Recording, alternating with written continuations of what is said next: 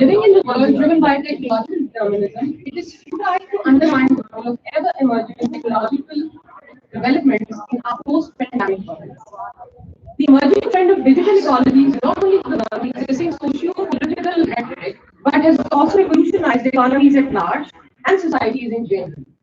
To absorb and mainstream the very fact, Association of Media and Communication, Academic Professionals AMCAP, and Fatma Women University, Rawalpindi, in collaboration with Higher Education Commission of Pakistan, have organized a two-day international media conference on digital media ecologies in the new normal, challenges and opportunities. AMCAP, to be precise, is a collective effort of a prominent communication scholars to promote research and address gaps in media and communication education by bringing academics of the field under one umbrella. On behalf of AMCAP and Fatma Women University, I, Sarah Hashmi, lecturer, Department of Communication and Media Studies, would like to welcome you all to this esteemed event graced by the dignitaries from Pakistan and abroad.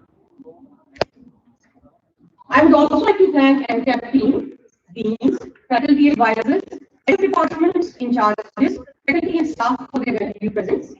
Our warmest gratitude to our event sponsors, Higher Education Commission of Pakistan and Registrar Technologies Pakistan, without whom this event would not have been such a success. Thank you all for your esteemed presence and support by making this event a success. Now you're all requested to please rise for the national anthem.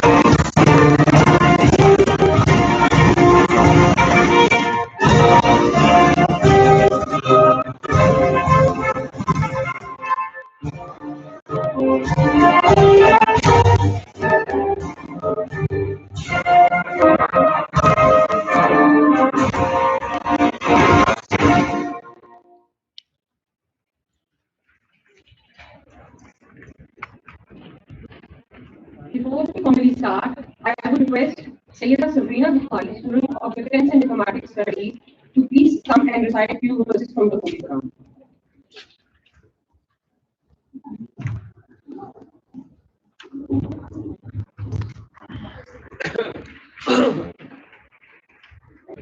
أعوذ بالله من الشيطان الرجيم.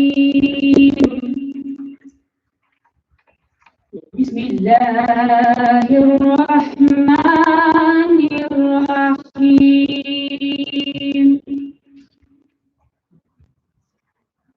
اقرأ باسم ربك الذي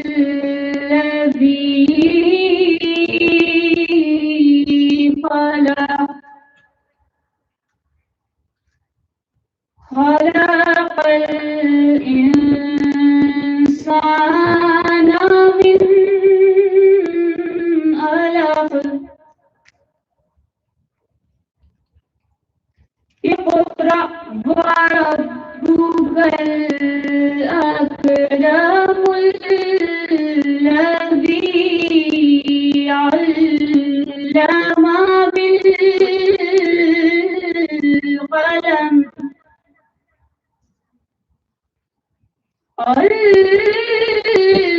علم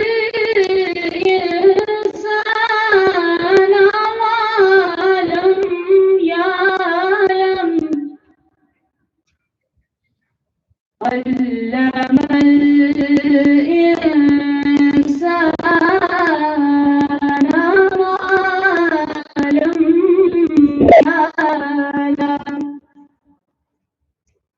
In the name of Allah, the most gracious and the most merciful.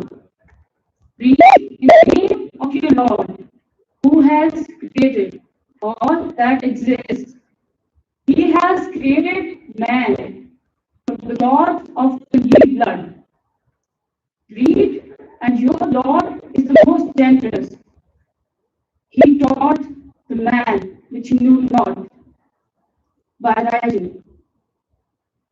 صدق الله العظيم.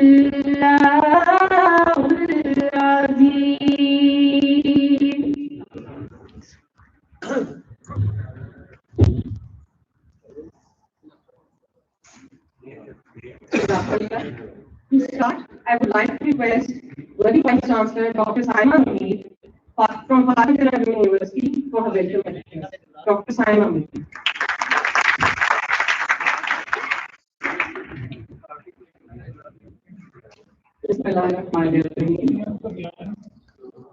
Honorable Chief Guest, Dr. Bushra Mirza, Vice Chancellor from Paris University, Mrs. Salim Baisas, CEO, Minister of Pakistan, our distinguished international delegates, Dr. Vaya Gulabi from the University of Prague, Czech Republic, extraordinary Professor Dr. Nico Carpentier from the University of Prague, respected guests, civil society activists, members of media organizations, conference participants, members of the academia, and my dear students.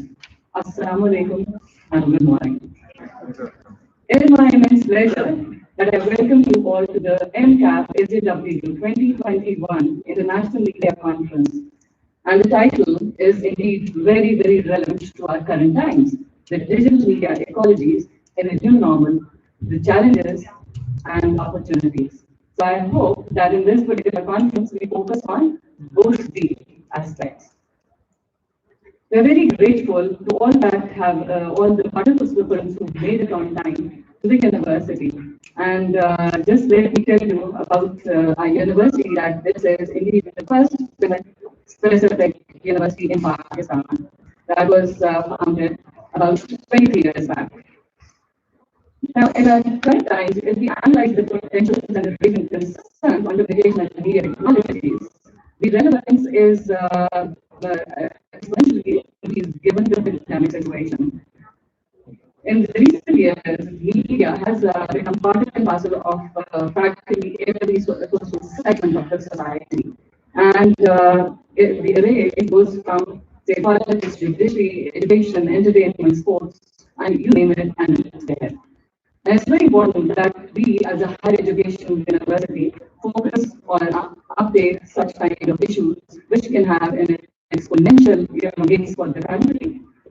We all ratified the Sustainable Development Goals in 2017. And before we know it, 2030 is going to be ground. So all innovative interventions that the joint collaboration between different sectors can gain at the national level and bring our name or elevate our name at the international level will absolutely be founded in such activities as we're going to hold today.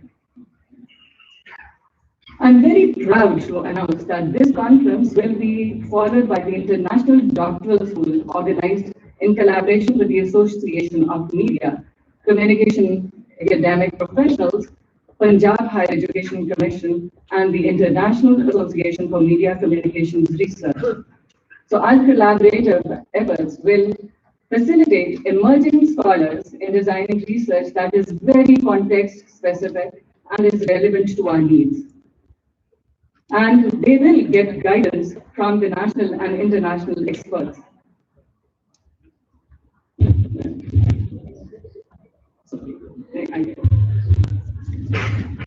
You know, from where I was, I thought everyone was visible to me.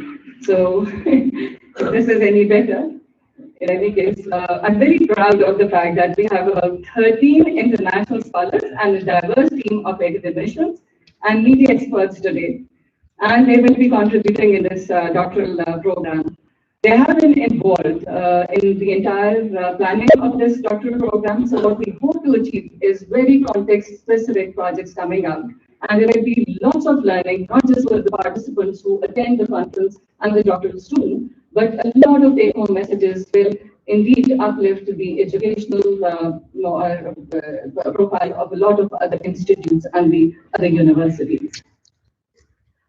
Parvajana Women University, being the first public sector specific university for women, strives to promote a vibrant, interfaith, harmonious, and cultural sensitive learning environment for women, encouraging research and innovation for building future generations of Pakistan. And our mission is to enable women students to combine the highest ethical standards with a pragmatic approach relevant to the civilized societies. So given our vision and mission, you can well understand why we were so excited about taking up this challenge and joining hands with our partners in delivering this important event today. So from a very humble beginning in 1998, we began with only 7 faculty members and 8 departments. And I'm very proud to share today that we have 25 functional departments and we have close to 200 faculty and more than 50% are PhDs or enrolled in different programs. The university has generated over 19,000 graduates from across the country. There are about representation from 90 districts in our university, and we offer 62 programs. And currently enrolled strength is over 5,000. Our model of the Women Exclusive University was subsequently adopted by 7 other Pakistani universities. So in short, over the last 2 decades, we have achieved significant milestones despite our meager resources, and we endeavor to achieve excellence at par with international standards. And talking about the meager resources, despite all that, our focus has just not been on promoting the educational opportunities for our students and the scholarly inquiry, but we have focused on training and providing hands-on training to our communication and media students using our facilities of Voice of Women radio and studio. So we have a Voice of Women FM 96.6, the campus radio station, and that is done on very skeletal technical staff. But it is supplemented by the students, and I'm very proud of their contribution in carrying the work forward. Additionally, talking about the digital technology, the university is underway as far as establishing a smart platform at the university is concerned, and also making it a smart campus. So with the support of HGC and UET Texela, the work is under progress. What I'm really proud of is the fact that not only did the faculty embrace this changing situation about a year back and shifted to online teaching right away. So all our 100% programs were taught online, and we completed the educational calendar on time. And everyone embraced this new capacity development that was required at different levels.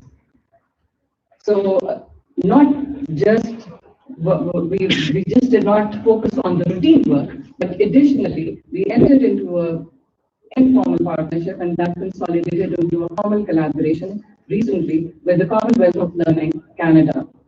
So over 1,000 alumni of the university were enrolled in online courses of top world universities according to the QS and the Times high ranking, and our graduation rate was 98%, which was commended by COL.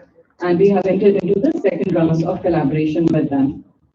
So while we are working within our limited resources, my mission I hope to establish a research hub at the university. And today's conference, I hope, sets the foundations for such a work. There are lots of challenges when it comes to a public sector university, and raise that with AMCAP, and Dr. Bushra will support me on that, that there were lots of funding opportunities at the time of inception of this activity. But somehow these could not be materialized, especially when the funding from the international partners was withheld. So I think it is very important that we take this message to the relevant quarters, and it has implications for the other universities in the country. So coming back to the conference, I would really like to acknowledge the partnership and appreciate our work with AMCAP. Dr. Bushra Rahman, President AMCAP, I'm very grateful to the hard work that you and your team put in. And we have worked as a team, the FJWU team. And of course, there's been a lot of exchange of love, as well as, and I'll go mum on that. But overall, I must say that we have really done well. We have worked together as a team, and despite the geographical challenges that we were faced in two different cities, we have done well. And I think we should compliment all the teams that were involved in making this event a success. I sincerely hope that the conference from the cornerstone of sustainability and productive relationship will take this collaboration forward. Because the take-home message that I hope all the participants get from this two-day activity is that there is a lot of potential for media personnel to collaborate with the other sectors. And once we do that, we can definitely develop some context-specific interventions, and be that research, or even identifying gaps in our training curricula would be one step. So this will set the pathway for future. And I would like to extend my gratitude to all of you who have made it here, and especially as well the guests today, for joining us on this inaugural ceremony. And I thank all the dignitaries that are present here. Thank you very much. Pakistan Zindabad.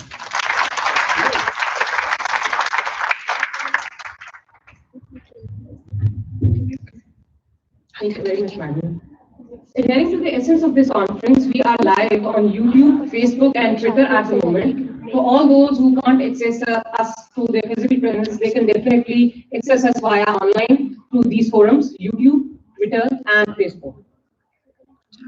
Next in line, we have Dr. Abda Ashraf, Vice President AMCAP. I would like to invite her, and she will definitely share with us and introduce AMCAP with the audience.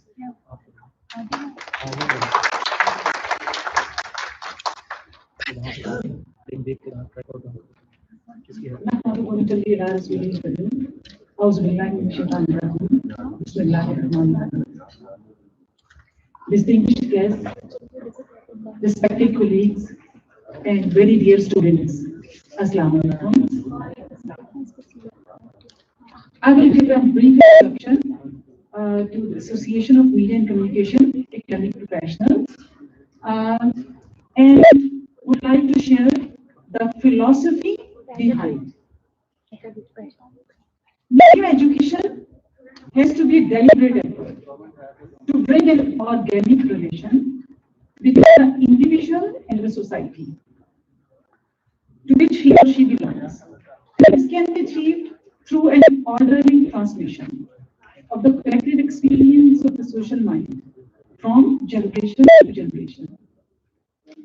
For this, foundations were laid out years ago by Allama Muhammad Iqbal and his school of thought. By following those foundations, we can go far beyond acquiring a balance between modern ideas and the character of our culture. There is a belief that media educators in Pakistan keep pace with the progress of modern ideas while retaining distinct character of their own culture and keep learning latest advancements in the field of mass communication. So considering these needs, mass communication educators and scholars must have common forum of collective growth and opportunity in the world of contemporary media and communication studies. AMCAP has been founded to meet these needs. It is an independent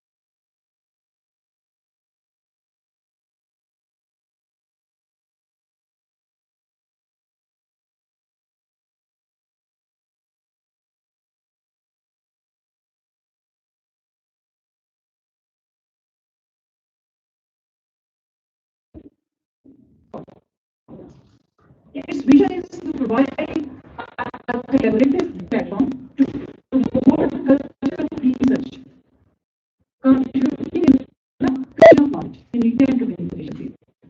Its vision is to serve as an extensive resource of media education and research and to become a vibrant association for the networking of national and international media talents. So what we are doing, what we have been doing, I would like to give out brief. We are holding national and international talks, lectures, workshops, research journals, doctoral friend school, and conferences on regular basis. We are enhancing networking on media communication education for joint academic ventures. We are taking initiatives to improve the quality and standards of existing media education, keeping the national and international needs in mind. We are contributing to improve media communication, academia writing, and teaching skills. We are taking initiatives to incorporate latest modules on handling of modern technology. We are collaborating at national and international levels with various organizations, educational institutions, and institutions. We are creating awareness on contemporary issues of national and international importance through seminars and lectures. And we are developing a license with media, academia, and industry. We have started two journals, as I mentioned earlier. One is Journal of Emerging Social Sciences, and the other one is Journal of Media and Communication Studies. And we have started doctoral school established on the lines of ACREA. ACREA is European Communication Research and Education Association. So this conference is our sixth international conference, and since we believe together we can make a difference, we are working in collaboration. And with these words, I know that I would like to say that our activities will create a ripple effect. Thank you very much. Thank you, Dr. I would now request our very dear Dr. Vishram Rahman, President AMCAP and President Institute of Communication Studies University, please share our word.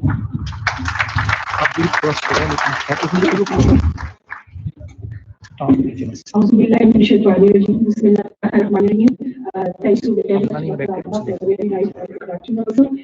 My very dear and respected Dr. Rama, Dr. Vishram, Dr. Raya, Dr. Nico, and Dr. Anjum from our college. And I'd also like to welcome Sabri Saab, who is the trustee of Tesibula Clark Trust. And I'd also like to thank Ms. Maria Sabri, Mrs. Maria Sabri, who is also the president of Girl Guides and Federation of Girl Guides. And we are very lucky that she is here and she's doing a lot of good work. Right? And I'm sure Dr. Saima, when she meets her, you'll find a lot of opportunities over here to do that. Before I proceed, I really am honored, and it's such a great pleasure to be in Fatma General University today. And as so beautifully Dr. Saima has already put it that this kind of event is not possible without a teamwork. And I always say that love is not looking at each other, it's looking in the same direction. And by the grace of God, since we were looking at the same direction, we were able to achieve all what we have achieved today. And honestly, it gives me immense happiness to be there, and the dream has come true. Thank you, Dr. Sarma, and thank you very much, Department of Mass Communication, Media Studies, Fatma General University, and the team and the work that have come into what it has done.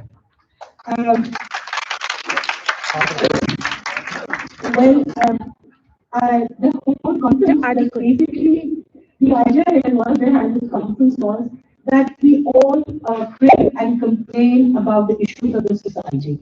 And at the same time, we are also living in our own disciplines and in our own domains. So we thought of let's become transdisciplinary because the issues and the problems of the society are so complex that a linear approach in trying to look into the problems is not sufficient now.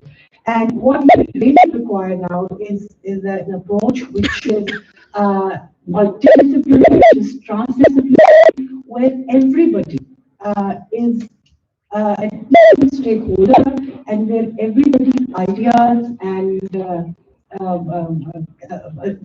ideas need to work together so that we can create something new. The whole idea behind the transdisciplinary approach was basically this, that whenever you have differences, whenever you have different perspectives, you co-create. And when you are thinking about co-creation, basically you're looking about possibilities and potentials. And as human beings, we should never lose hope. And it's always about looking at the future with this perspective that it is we who can make a difference in the future.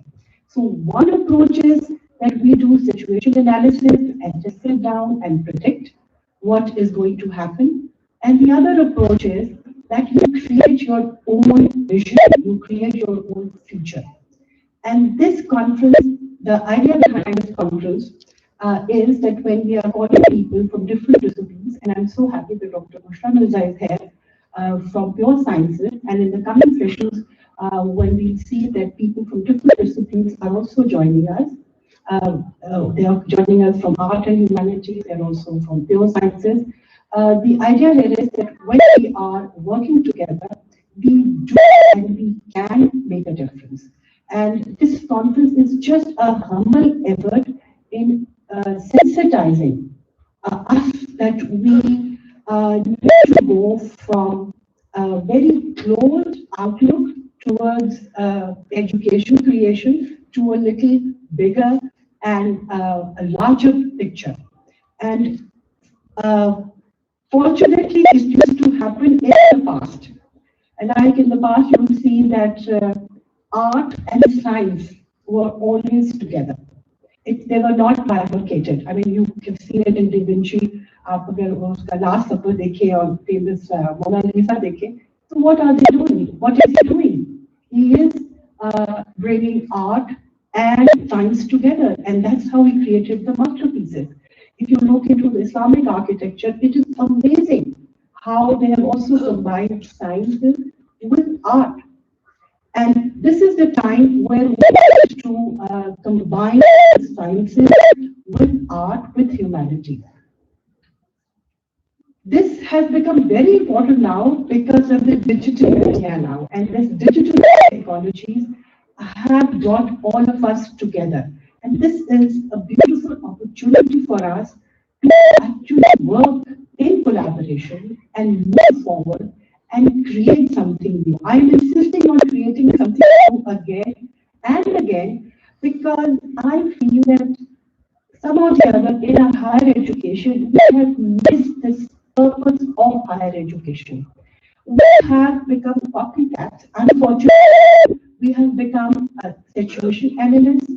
Some of us have developed critical thinking, but we are not bringing creative and design thinking. We are not bringing collaborative thinking to bring the change. And all these conferences, this is the sixth one in line.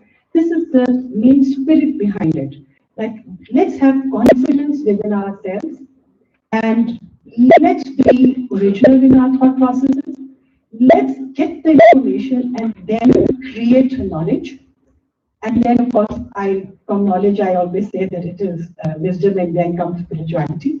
And what I mean from spirituality here is that we must think of humanity when we are thinking about creating knowledge. It's not about self-glorification. It's not about enriching just your life. It's not about getting new inventions and discoveries in science and technology. It is about humanity. And unless and until we make our sciences and our humanities more human-centered, we really cannot contribute. And this is the time that we make the best of the opportunity that we have.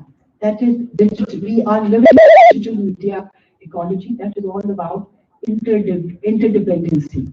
Uh, the science, the pure scientists can learn from the philosophical, ethical considerations from humanities and social sciences, quote unquote, can learn from the dynamism in science and technology.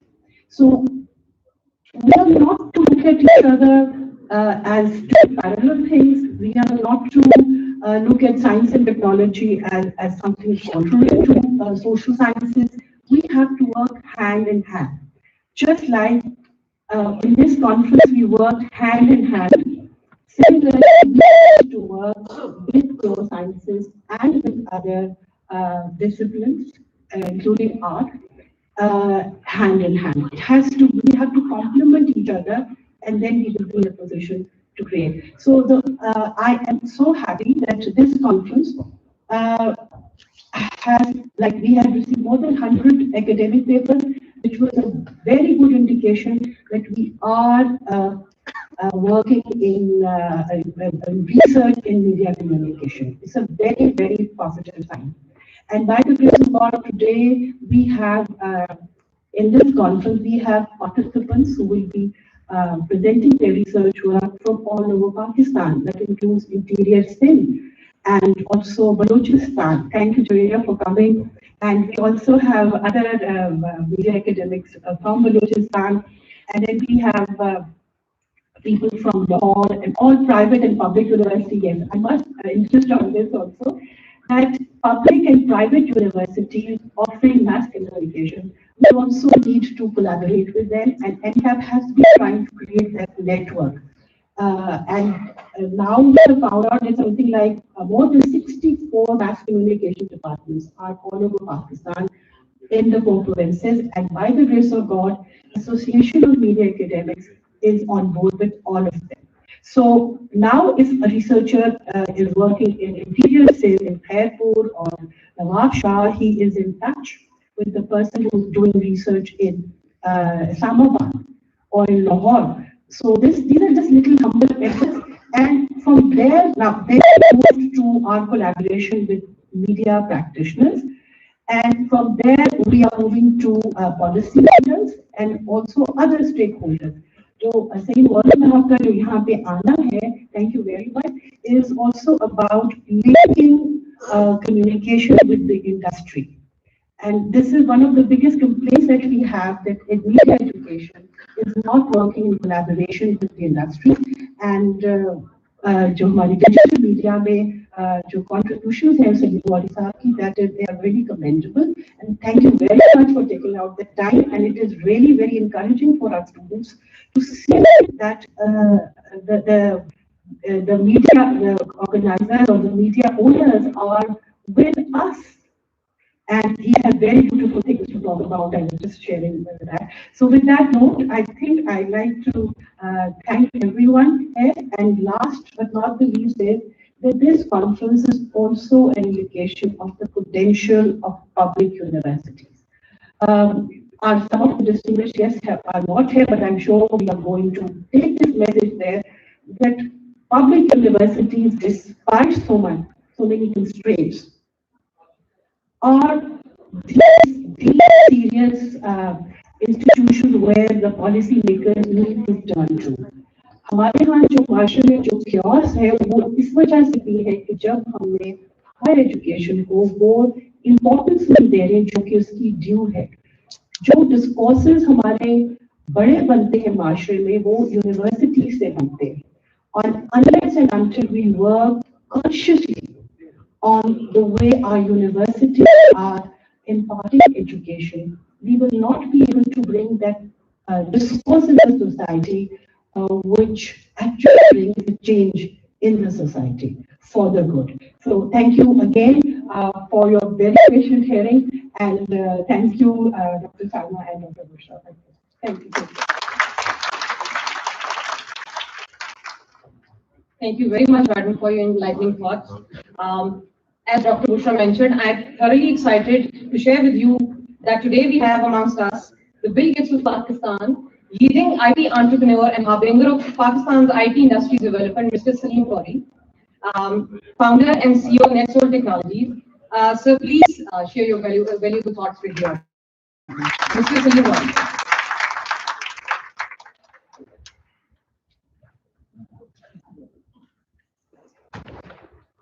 Assalamualaikum.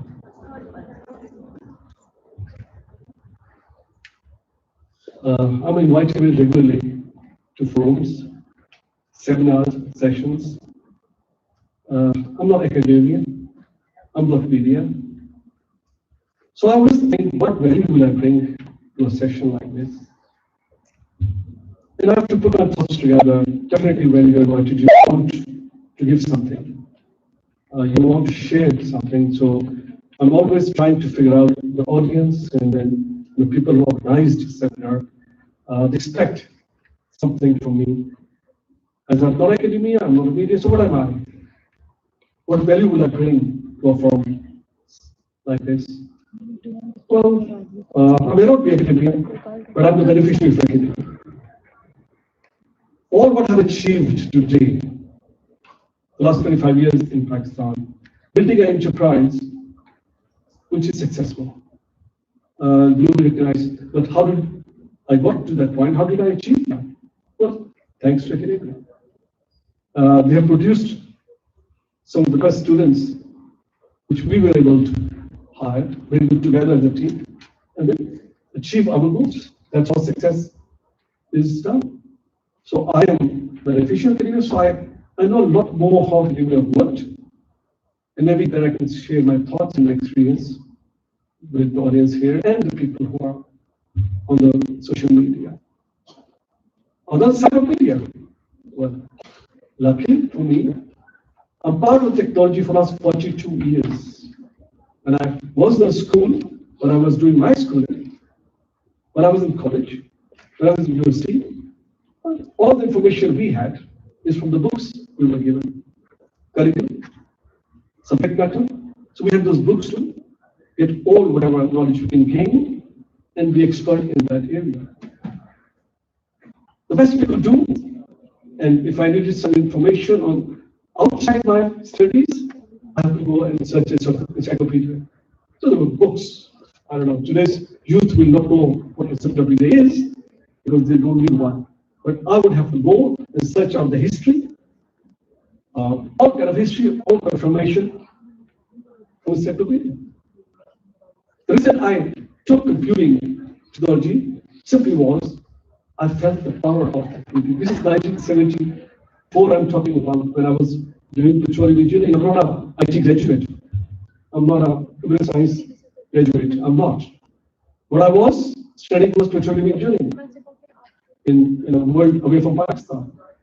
But while studying, I was given a class, a session in computing at a time which was huge machines. They were mega, that filled the room. But having gone into that room, felt the power of the machine. And these are very old days. These are ugly machines. They are very cumbersome to use, but nevertheless, they were powerful. So made up my mind in 1975, I would pursue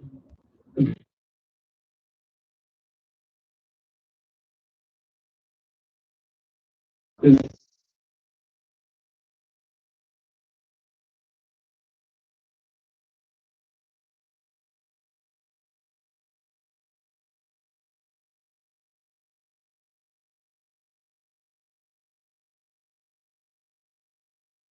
So for the last 42 years, I've done nothing but work on technology. And the beneficiary of that, media, the digitalization, I have seen it all in my life. About 15 years ago, the aides of the government and the head of our media had a session in Islamabad in a hotel, and it's a round table conference, and we're talking about opportunities for Pakistan. And that time, it was we're talking about internet revolution. We're talking about how internet has changed the world.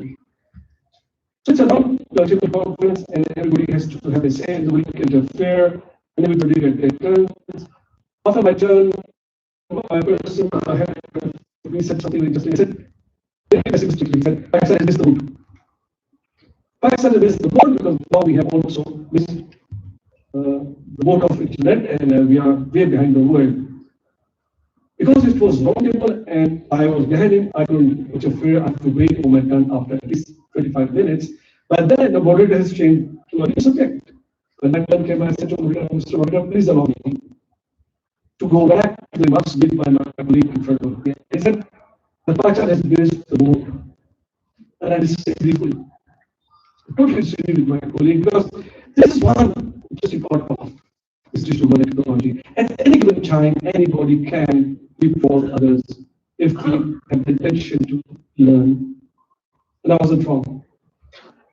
Today, Pakistan is in the digital world now. We are a part of the digital world. And we are. This is amazing how Pakistani youth has adopted digitalization. Not many people realize. I do agree with them. I do get involved with them. I'm invited by schools, universities, and part of that. And I tell you what, we are. So we haven't missed the boat yet. We are on the boat. Now it's up us. How keenly we pursue digitalization. How we accept. Eventually, today's world, I know there are many students here, but there are a lot of social media which will watching and they will watch the videos. How many of us and how many students these days have a smartphone in their hand when they go to school and colleges? The number was given to me by one of the schools is about 98 point something %. They're affordable. To me, they are not a luxury item anymore. They are not something luxury. They're not something lavish. They're not something. They are a tool, a device. And I said to the students around the class, and I said, you know, guys and girls, if every day after your class, after your session, whatever you discuss with your teacher, you go back, just open up your smartphone, just go back, spend 10, 15 minutes more, and do more research on the subject you have studied and discussed, until you will be much smarter than your other colleagues. Just spend 15 minutes extra, because there's so much knowledge information. Now that small device today, I wish I had that 40 years ago. I wish I had that 45 years ago. When I was in school, we didn't have that luxury. But today we have the luxury of the information knowledge. What is power? Power. Knowledge is power. This is amazing how we can define our destiny of our world by just being knowledgeable. I do talk to academia all the time. I keep requesting the academia, please try to teach them not to study, but to learn. Tell them how to learn. It's all about learning. It's all about, because learning brings you the knowledge. The learning brings you the value you can share. I did not degree into this. I said, I don't have any degree at all. But what I did is to learn. I went out of my way to acquire how does the computer works, how do you learn it, how do you develop it, how do you have a system. I just did it on my own. Now, I share this with the world. It is possible that we can learn. We can learn more than what we are taught. And among us, those who will learn more than what we are taught will be the leaders of tomorrow. It's very simple. In every class, there are 40 students. It was amazing how some of them become leaders, others don't. What is that? What is the difference between same teacher, same class, same room, same environment? Few will become the leaders, the rest will not. Why? Why is that? Very simple. These are the ones here to learn. These are the ones who will acquire more knowledge, more information, and they will be the leaders. It's very simple. We hire every year about 300 fresh graduates. And it's amazing again. Out of the 300, some of them naturally progress faster than others. How's that? What is this got others didn't have? One thing, keenness to explore, Keenness to learn, curiosity about things. How does it work? Now, those of us who have this curiosity will be ahead of others. It's very simple. Knowledge comes from exploring. Knowledge comes from searching. You have to search and explore and get the knowledge across to become. I still believe and I insist that we are going to be one of the nations which will benefit from digitalization. Because the youth of today is very much smarter than I was. Sometimes I'm amazed at what things they do. My organization, my company, major enterprises have developed systems which are very complex, extremely complex. They are some of the most complex systems in the world today because we are dealing with some of the best customers. Our systems are used by some of the best names in the world. These are huge blue chip names who manage $1 billion worth of portfolios on systems which we have provided. And these systems were developed. The students coming out of schools from Lahore and Pakistan, young, fresh graduates came out, and we put them together in our team, and they were able to explore. They were able to do this system many times, much better every time they do it. It's a very system we have developed. Nobody does it, it's made in Pakistan. I'm very proud. When we set up $10 or $20 million system in China or anywhere else, and we realize, made in Pakistan. Very proud. If there is no hesitancy in us when we go and bid for a system for a customer in China or in US or in Europe and anywhere else, we will probably telling we are from Pakistan. Because we believe that Pakistan is not able to produce some of the best solutions required in the world. We are capable. 30 years ago, people keep comparing us with other daily countries. You don't have to compare. We are very different nation, we are different people, we do different things. We don't provide people service which others do. We provide developed system, we do our own products, we create things, we design things. We're not just providing services to the people. That's the difference between Pakistan and other countries. We are going to, and in the future, we see a lot more being developed by Pakistan. There are thousands of Pakistani youth companies, small groups are working now independently. Not many people know what's happening in Pakistan digital world. Lots happening in digital world today. There are groups of youth working together and define and design building systems. And we'll see the results. In the next 4 to 5 years, we see amazing products coming out of Pakistan, and they will represent Pakistan in the world. Now, and I was giving only 8 minutes, I don't know how many minutes gone, and I told you to just look, if you want me, I want to do is you have to give me at least 3 hours. So I don't know. And, as I said, students, start getting the benefit of the devices and tools you have brought. Start learning. It's not all about just getting the best GPA. When you come to the real world, it's of course we want to see a GPA. But more than that, we want to see our personality. We look for the personality. What do we look at the personality? How keen you are to solve a problem. But that will not just come from your curriculum. I assure you that. From curriculum, you will pass your exam, you will get a good GPA. But your need is the keenness to explore and solve a problem. And that will come from the life experiences. Be out and about. Do more than just study. Be a social person. Be an explorer. Be a searcher. Be a person who is socially adaptable. Now, social behavior is the key to any nations. And I keep saying to the world, how socially we are adaptable, how are we able to interact with each other? To me, my young son is 6 years old, he's not going to school for the last 8 months, and that's terrible for him. He's doing online schooling, but that's not schooling. When we say schooling, it means school with the people. School is not about books only. It's about talking to the people, interacting with people, accepting the other people around you. It's not easy. And we miss that with online schooling. Online schooling is not. Yes, it is just a way to continue your education, but it's not schooling at all. Schooling comes through when we interact in a class, when we are people, when we learn to accept others, when we learn to to accept people with different abilities, different ethnic groups. We miss that in when we study form. So we go to school because we want to be socially adaptable. We want to learn social behavior. That's why schooling is so important. But one thing happened. Look at the digital world. One more very important part of this. And how the economy is going to change. A good thing happened in this COVID-19, and it's not good. I mean, we have seen so much sadness in the world. But there's something, this COVID-19 has changed us. We all used to work huddling in a building office and we could work together. And there was no other way to work, do your work. The COVID-19 has given us other ways to work. The concept of work from home has suddenly emerged and it's working. It's possible that we can work from home. That's digitalization.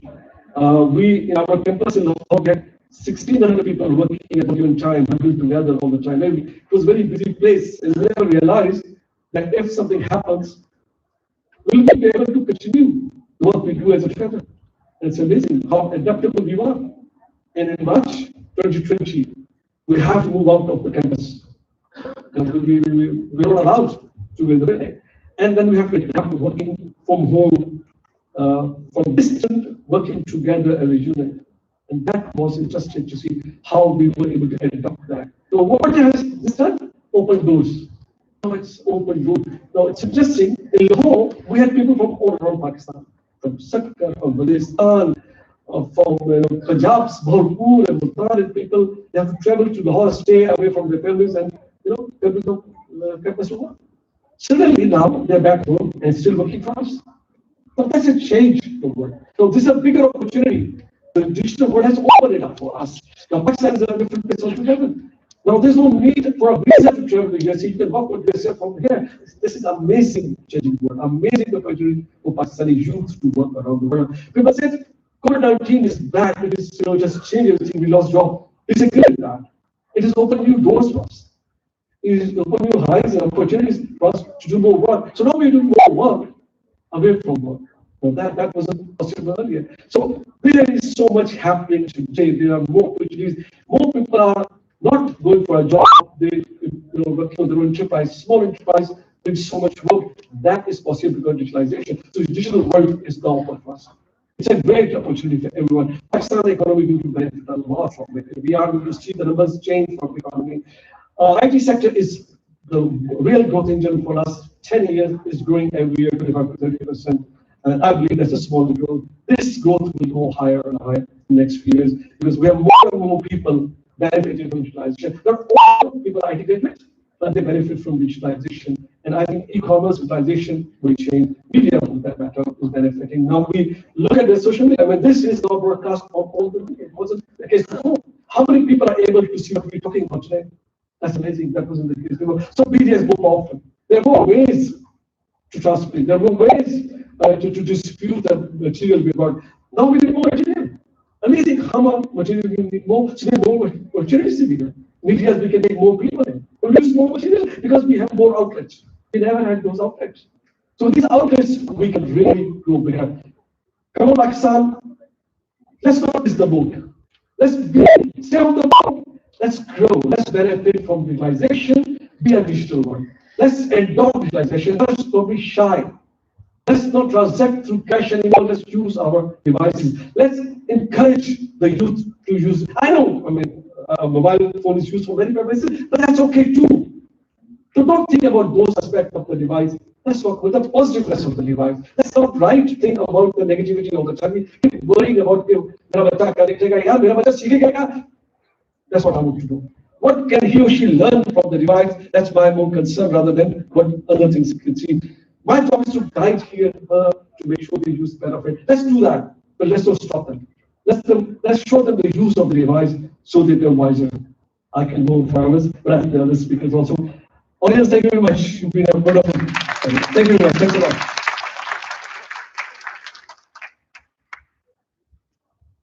Thank you so much, sir. Your progressive approach will surely serve as a guiding principle for the new generation.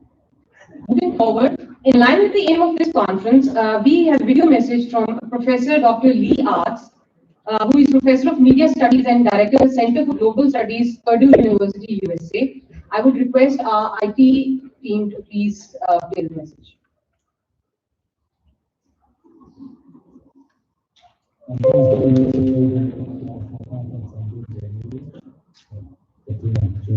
Queen's University. I wish I could be there in person. But for now, I just want to offer a few observations about social media, which I understand as online communication organized in communities that share user-generated content. And social media appeared 15 years ago and had great promise of increased democracy and public access to the media, but now it's criticized for spreading misinformation and disrupting democracy. It's hard to lay the blame on digital technology per se, given that there's been political conflict in every nation for several decades now.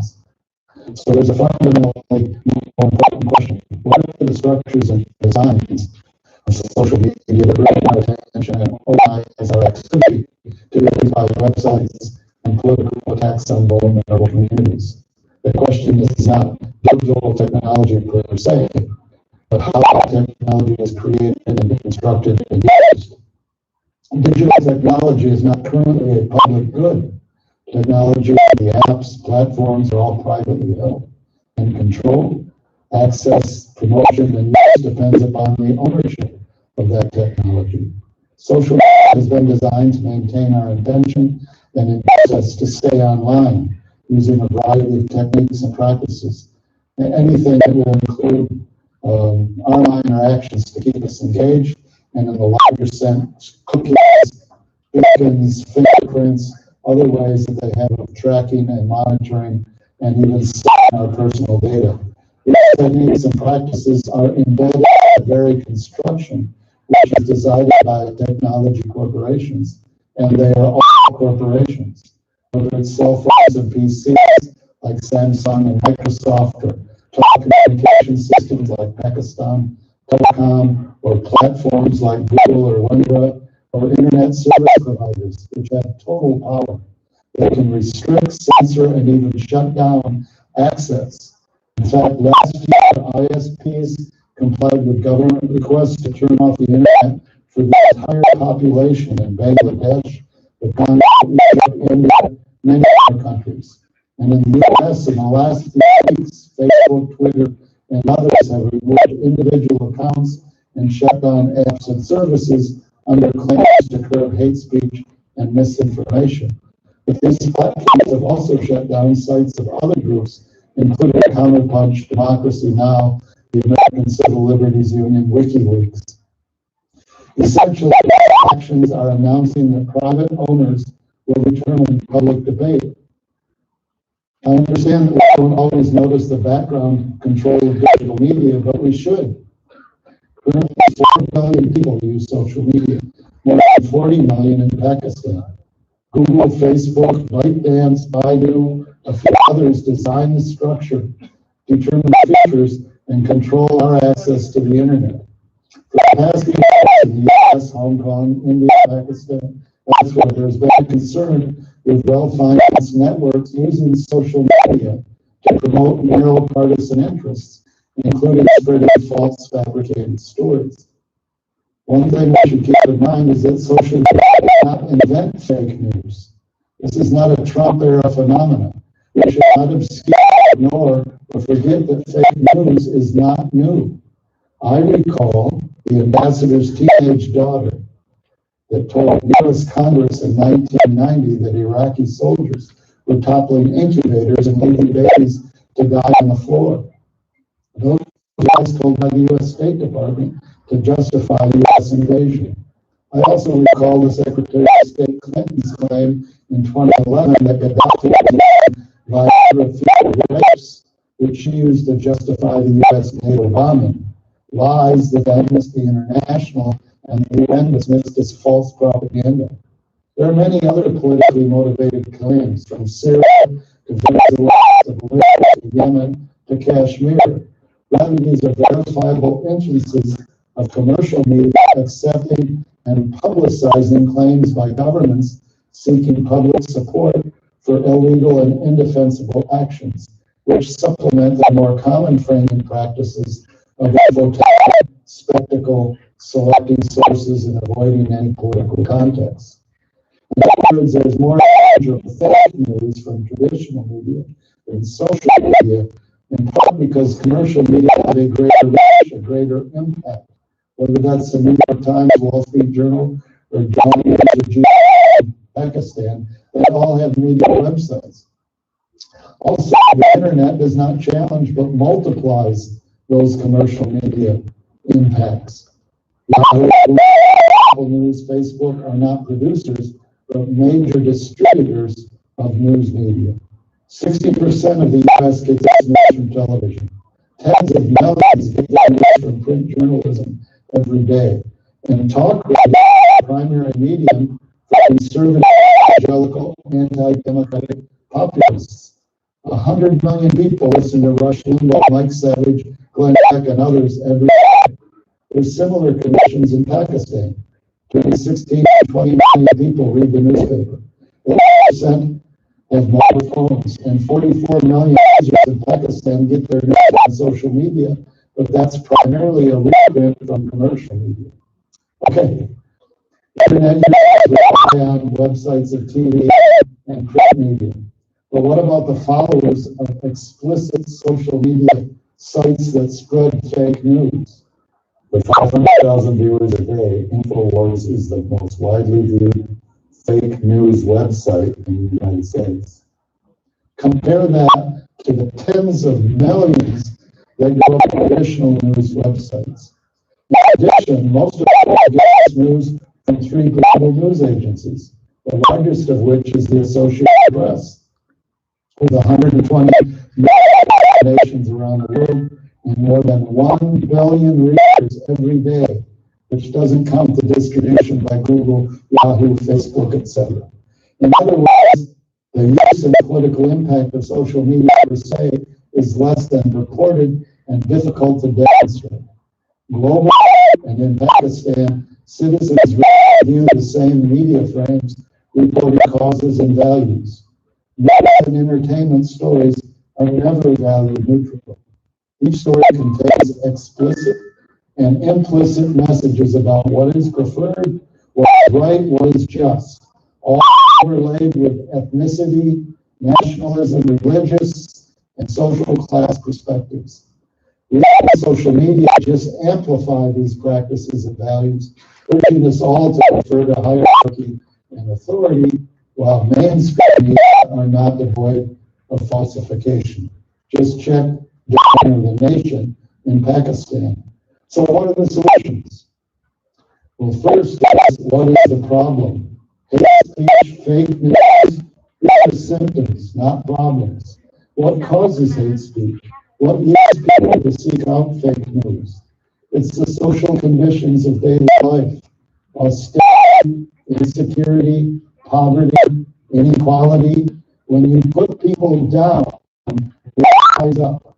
Fear, anxiety, the lack of any available resolution allows rapid and unreasonable claims by anti-democratic groups. It's illegal and dangerous, but they are still irrational. Irrationality supported by a lack of media frames in the public interest.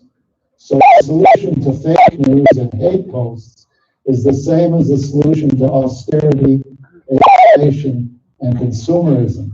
The solution is to expand democracy and participation in the public interest. Users and citizens need to make decisions about the structures, designs, and uses of digital technology and many other social institutions and practices. Relying on Twitter or Facebook to label posts as misleading, or relying on government censors to decide which posts are inflammatory and disruptive are no solutions. That turns over the public interest to profiteers and bureaucrats that have other political and economic interests that conflict with the public good. We need to promote independent journalism, expand public media, provide public media access, not government regulation, not corporate regulation, but publicly selected bodies, publicly administered, where the public reports, the public verifies, the public decides. Wikipedia is an example. Radio Nicaragua is an example. Community media in Venezuela are examples. Public participatory control. We need more democracy, not protections from democracy.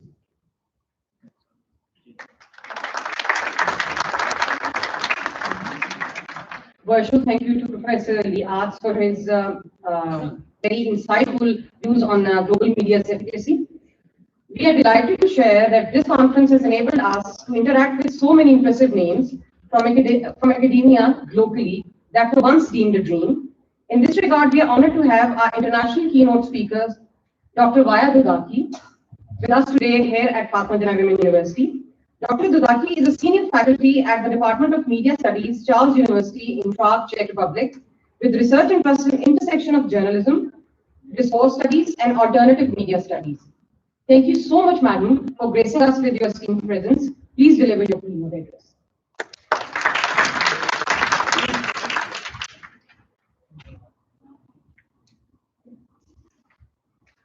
Dear organizers and hosts, thank you very much for the invitation and for your hospitality. The title of my talk is Academic Ecologies of the Not So New Normal. So let me start with some rather basic observations. The first one concerns the new normal. What is new and what is normal in the current situation?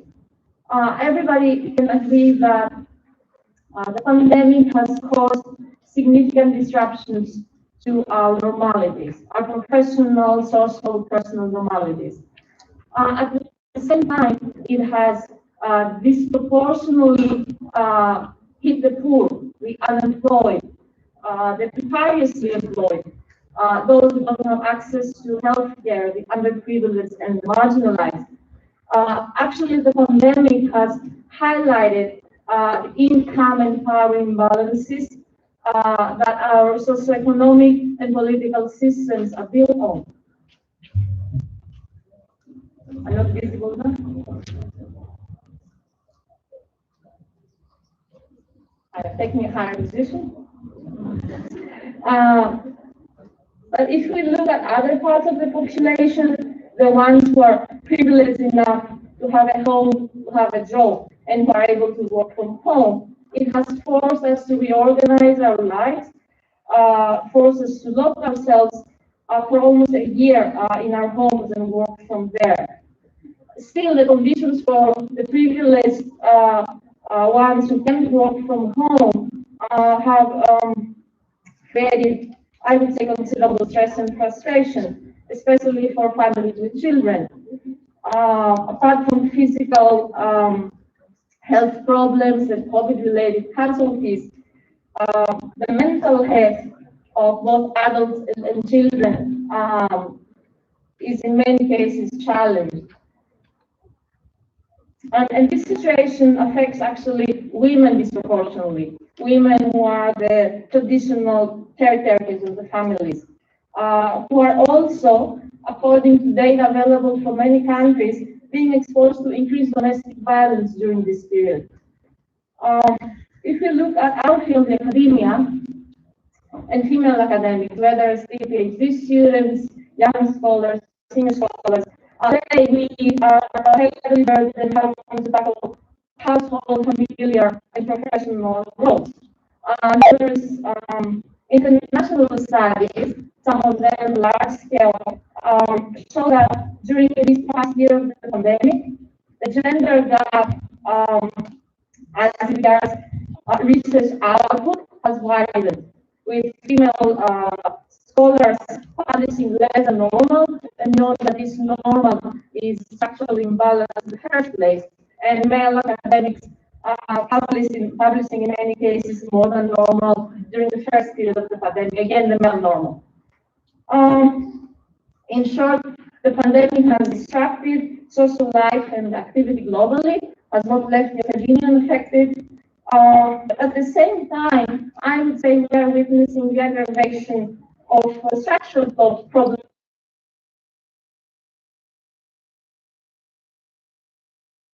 Normal.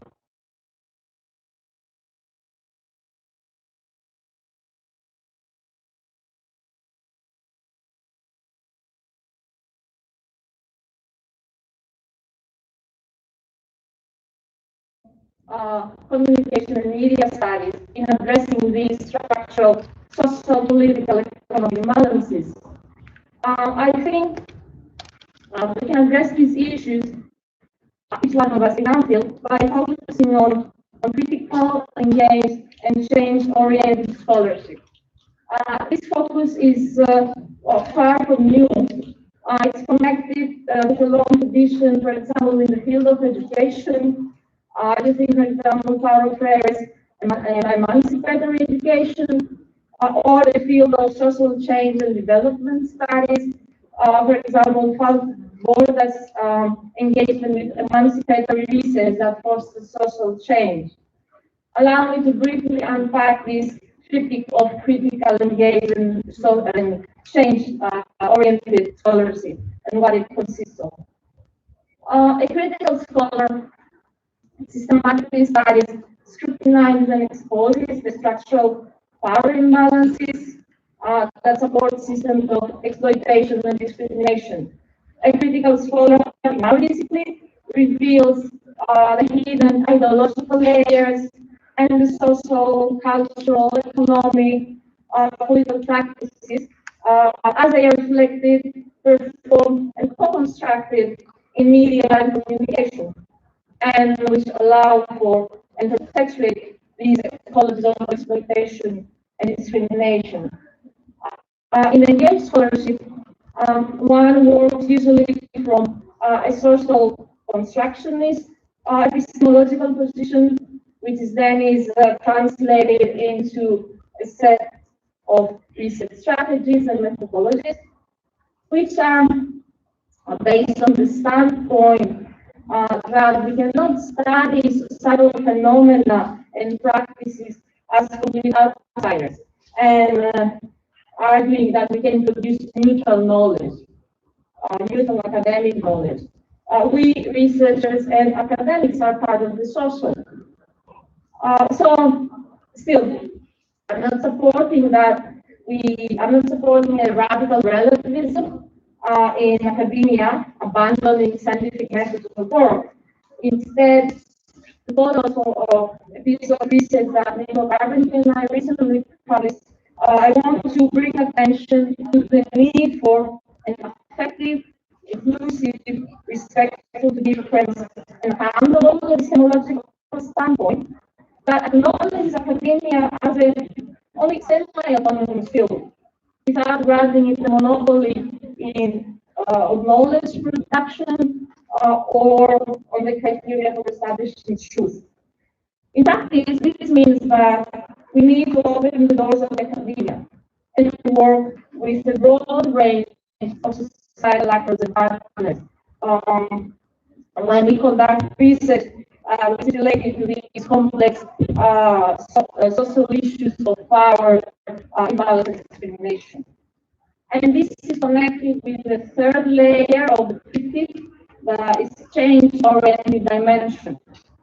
The change-oriented focus reflects the efforts for research and scholarship targeted towards social change, towards improving people's lives by, for example, creating spaces and opportunities of inclusion and enhanced participation in media and communication practices for underprivileged and marginalized groups, thus helping to rebalance of the power dynamics in process of communication.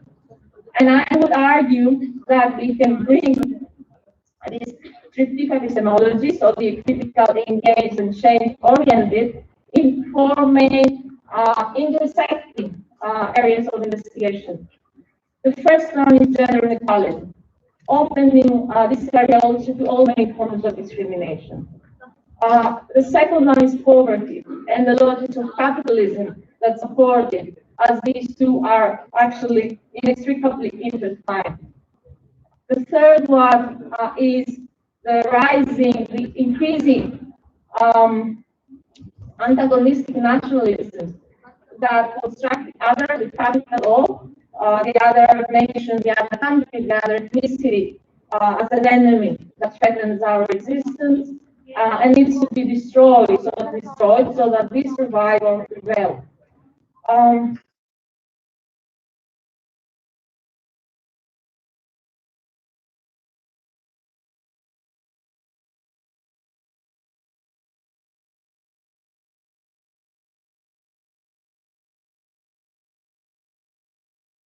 And here we need for coordinated action, coordinated policy and action at the international level. There's also the pressing need to develop what I would call environmental literacy, which has political, economic, cultural, social dimension and implications. And I think communication and media studies scholars can play a clear role in this task. These four areas address actually main societal issues and challenges which are interconnected in multiple ways. For example, environmental degradation and destruction is linked to poverty. Is linked to rising conflicts and antagonism. Is linked to gender equality, as in many cases it affects women disproportionately. This is why I think engaging with feminist and intersectional approaches can help in bringing the critical and the effective in these fields of research and pinpoint to their interconnection and entanglement. So what I would like to argue for before I end my talk is the development of effective and inclusive scholarly, epistemological, academic ecologies that embrace the social, its contradictions and its diversity, try to understand the social, but also try to change it, keeping in mind that the role of science, through the knowledge it creates, is to improve the lives of people and the environment that we live in. And this is a lifetime endeavor, I think, worthwhile pursuing. So thank you for your attention.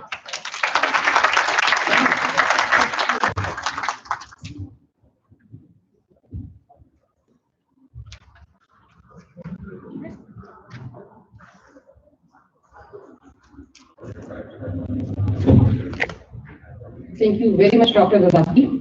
We are honored to have with us guest of honor, Professor Dr. Bushra Mirza, Vice Chancellor, Lahore College for Women University, with us today. Apart from her love for science, academically, she is recipient of several awards and honors, including chair of the ISESCO Women in Science Wing. She has produced more than 100 MPhils and 20 PhDs, besides having more than 150 peer-reviewed journals, publications under her name, along with over 200 impact factor and 1,000 citations. Madam, please join us and share your thoughts on the importance of digital economy.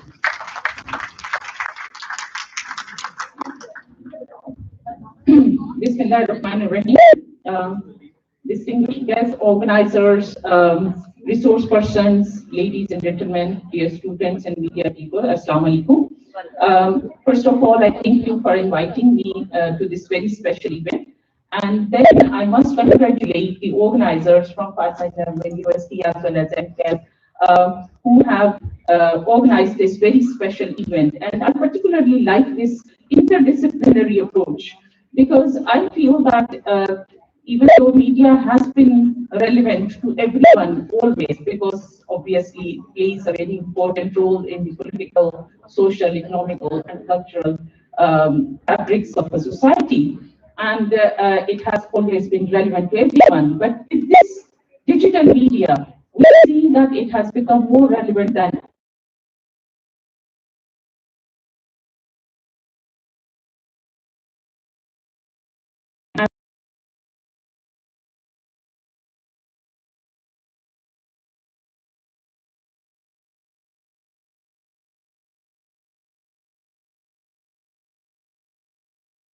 whole state of affairs.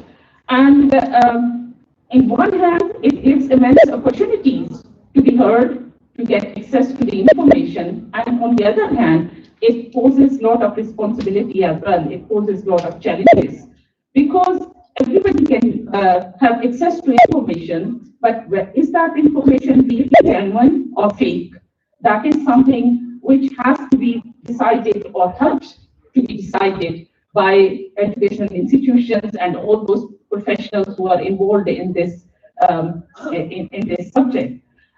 Similarly, we see the freedom of expression, and it's a wonderful idea to have freedom of expression, but at the same time, we need to see how that freedom of expression right is being exercised, because that is creating a lot of problems. And that is again where we see educational institutions have to play a very important role, because that requires character building, that requires sense of responsibility, that requires educating our masses to use this freedom of expression in the right way. Because digital media is a technology, and technology is like a tool, as Madam was introducing the invention. I'm basically a biotechnologist. And whenever I was teaching my students genetic engineering, I always told them that this is a simple tool which can be used for good purpose or for bad purpose. So in most of the time, when, like for example, I was teaching genetic engineering, I told them what can be done, how it can be done. But it is equally important to learn what should be done. The things which we can do, we have to decide whether we should really do it or not, or how we should do it, so that the technology is used as a blessing, not as a nuisance. And that is where I think educational institutions and professional bodies like the organizer of this event have a very important role. At the same time, there is a lot of concern that yes, we have got freedom of expression, but what about freedom of thought?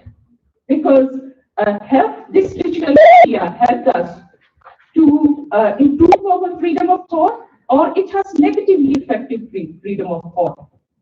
Sometimes people do not understand the difference between the two, but it is very important to understand that freedom of thought is very important. And in today's world, when social media and trends are influencing our thoughts, it's very important to see the opportunities and to seek the opportunity to educate our young generation so that they have freedom of thought and they are not influenced by the media trends going on in social media. Therefore, I feel today's event will provide us an opportunity to learn about how this technology, how this revolution can be used for the good purpose as well as can be avoided its nuisance values. And being Vice Chancellor of our largest women's university in Pakistan, I never fail to seek any opportunity and utilize it to look at things from gender perspective. And I'm so very glad that Papua Women University, and I see the leadership of NLAD also being female, have used this very important forum and to develop the concepts of how this very important aspect can be addressed to educate our masses to get best benefit of this technology. So I congratulate the organizers for having this opportunity, and I'm 100% sure that this opportunity will not only help us to develop longer collaboration in this field to use this technology for the best possible way, but it will also help us to develop long-term friendship in this area, because this is also very important. And as I said, having a female playing a very important role in this very important concept, because if we look back in few years back, there were not very many women in mass communication or media studies, and now we see so many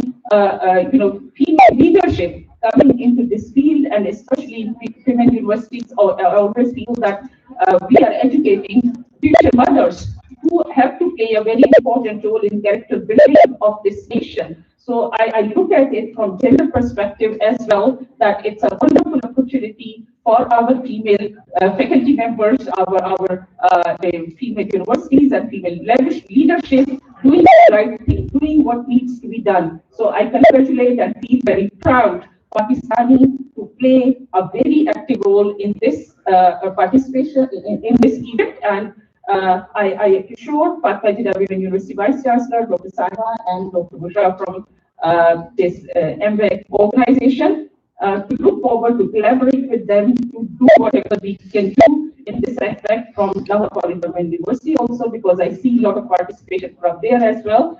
So I wish you all the best, and I look forward to greater collaboration in future. God bless Pakistan. Thank you.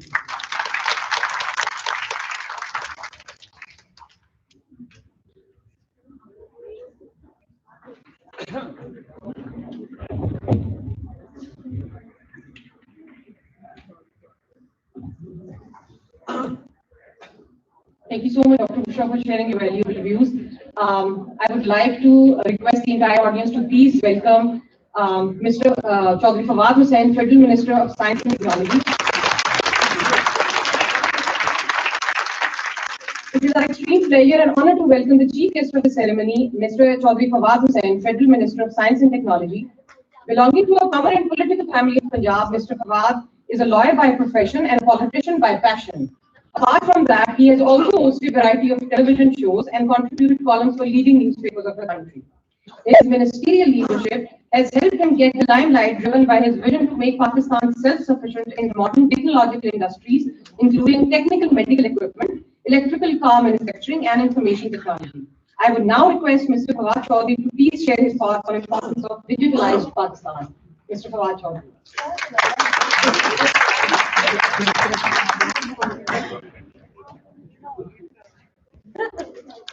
I was not expecting so soon.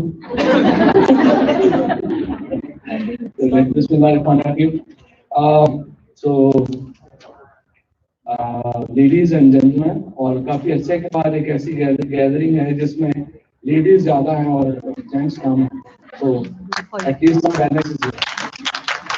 तो मुझे बड़ी खुशी है आज मैं आपकी पापा university में आने की, पहले भी पूरी यूनिवर्सिटीज के अंदर या जहाँ पे भी मुझे मौका मिलता है स्टूडेंट्स को बात करने का, और मुझे I try to will that opportunity, so हम बात कर सकें। और ये भी खुशी है कि यहाँ पर ज्यादा जो स्टूडेंट्स हैं वो मीडिया पढ़ रहे हैं, और ज्यादा जो उनका इस वक्त मेन फोकस है वो मीडिया के ऊपर है।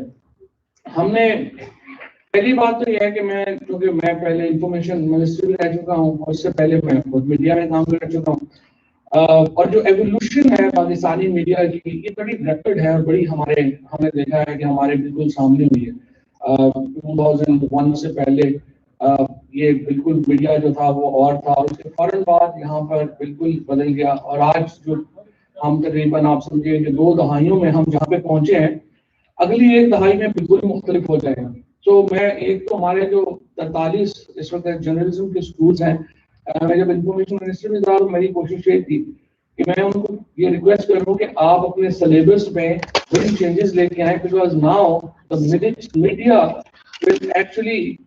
विल बी डिजिटल मीडिया, और उसकी जो टेक्नोलॉजी से एक राब्ता होगा मीडिया का वो बिल्कुल एक मुख्तलिफ होगा उससे जो हमारा माजी में रहा है।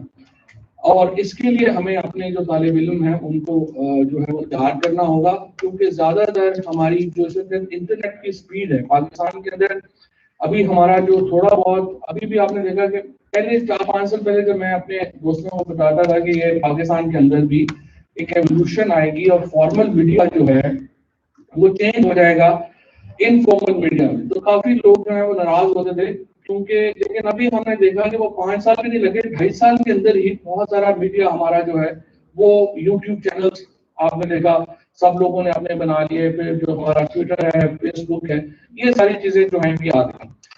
इसमें एक और तेजी आ जाती अगर हमारी अदालतें जो हैं वो रिस्पॉन्सिबल एक्ट करती हैं। अनफॉर्चुनेटली पाकिस्तान में अगर टेक्नोलॉजी को सबसे बड़ा झटका लगा है तो वो हमारे जजेस की वजह से लगा है।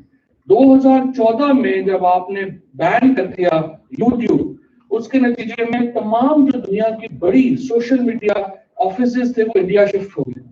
सो फेसबुक है, यूट्यूब है, ये सारे जो हैं ये इंडिया चले गए। और जब ये जो पहले तो आप लोगों को इल्म है कि ये जो एप्स हैं, यूट्यूब है या फेसबुक है, गूगल है, ये एप्स नहीं है, ये मुल्क है पूरे। इनको हमें ऐसे इनके साथ हमारे रिलेशनशिप होने चाहिए जैसे मुल्कों के साथ होते हैं, बिकॉज अकेला अगर आप इस वक्त व्हाट्सएप का ही बजट उठा के देखेंगी तो वो तकरीबन इस वक्त 20-22 बिलियन डॉलर की कंपनी है, जो कि एक बड़ी सब्सटेंशियल कंपनी है। आप एप्पल वगैरह को तो भूल ही जाए, वो तो हम जैसे कई मुल्कों के बजट बराबर एक जो है वो कंपनी है। तो इसलिए अगर आप अभी जाके देखेंगे तो आपको एहसास होगा कि दुनिया की जो सबसे बड़ी कंपनीज है वो एक्चुअली टेक्नोलॉजी कंपनीज है। तो 2014 के अदालती फैसलों की वजह से हमारा जो रिलेशनशिप है टेक्नोलॉजी कंपनीज के साथ वो बड़ा हो गया। उसके बाद खुद हमने भी जो है वो बड़ी एफर्ट की कि हमारे जो रिलेशनशिप है वो तबाह हो। जब आकर के ये इंडिया चाइना की एक جو وار ہوئی اور جو چائنیز کمپنیز تھیں جو 4-5 جو دنیا کی بہت بڑی کمپنیز ہیں جن میں ویسکس شامل ہے, ٹینسنٹ شامل ہے, اس کے بعد ٹک ٹاک شامل ہے, علی پے شامل ہے. یہ کمپنیاں ویسٹ کے ساتھ جب ان کے تعلقات خراب ہوئے تو ان کو کوشش ہماری ہونے کے لیے تھی کہ یہ پاکستان میں آئے, کیونکہ جب یہ پاکستان اس طرح کی کوئی کمپنی آتی ہے تو اس کا مطلب یہ ہوگی کہ جو فاطمہ جناح یونیورسٹی ہے اس کو بھی وہ اوپر اٹھائیں گی, وہ نسٹ کو بھی اوپر اٹھائیں گے, وہ کانسیپٹس کو بھی اوپر اٹھائیں گے, کیونکہ انہیں ہیومن ریسورس چاہیے. اور یہ جب کمپنیاں آتی ہیں تو یہ پورا ہمارا ایک ہیومن ریسورس جو ہے اس کو بھی ساتھ اٹھاتی ہے. ہم نے سب سے بڑا ماشاءاللہ کام کیا جب ہماری پی ٹی اے نے جا کے ٹک ٹاک بین کر دیا. اور مجھے نہیں سمجھ آتی کہ ہمارے جو لوگ ہیں, کچھ جو ہمارے ہاں ہے, ہمیں کیوں شوق ہے کہ ہم ہر بچے کے ماں باپ ہی بنے. کچھ چیزیں ماں باپ کی بھی چھوڑ دیں, ان کو بھی کرنے دیں, کچھ کرنے دیں. ریاست جو ہے وہ ہر چیز ریگولیٹ نہیں کر سکتی. جو مورل اتھارٹی, جو موریلٹی ہے, ہم نے کیا کپڑے پہننے ہیں, ہم نے کیا کرنا ہے, ہم نے کیا دیکھنا ہے, کیا نہیں دیکھنا, let the individuals decide, let the individuals have the choice, so that کہ وہ اپنی مرضی سے کرو. ڈائیورسٹی کے بغیر سوسائٹیز نہیں ہوتی. سو گورنمنٹ کو کبھی یہ کوشش نہیں کرنی چاہیے کہ ڈائیورسٹی سوسائٹی سے ختم ہو جائے. سارے لوگ ایک جیسا سوچیں, سارے لوگ ایک جیسا پہنے, سارے لوگ ایک جیسا زندگی ان کی ہو, یہ نہیں ہونا چاہیے. کیونکہ ایسی سوسائٹی تو تباہ ہو جاتی ہیں جن میں ڈائیورسٹی نہیں ہوئی. اور یہ جو ڈائیورسٹی ہے, یہ جو مختلف سوچ ہے, آپ یہ سوچتے ہیں صحیح ہے, میں یہ سوچتا ہوں غلط ہے. ایک بندہ جو ہے وہ سمجھتا ہے, ایک جو ہے وہ سمجھتا ہے کہ ابا لینا درست ہے, یہ ان کی سوچ ہے. ایک سمجھتا ہے کہ نہیں جینس پہننے چاہیے, یہ اس کی سوچ ہے. بٹ وی کی ناٹ فورس ایک چیز کو دوسری کے اوپر. Let the people decide. Europe نے جو غلط کیا, فرانس نے کیا, ہم اس کے بھی ہمیں مخالفت کرنی چاہیے, کیونکہ آپ انڈیویجولزم کو نہیں ختم کرنا چاہیے. اور انڈیویجولزم ختم کرنے کے چکر میں ہم نے اپنی جو ٹیکنالوجی بزنسز ہیں ان کو ہم نے اپنا شدید خرچ کیا, جس کے نتیجے میں آج بھی اگر آپ دیکھیں تو سوشل یہ اس وقت جو پاکستان کے اندر ایک طرف ہم کہتے ہیں بے روزگاری ہے.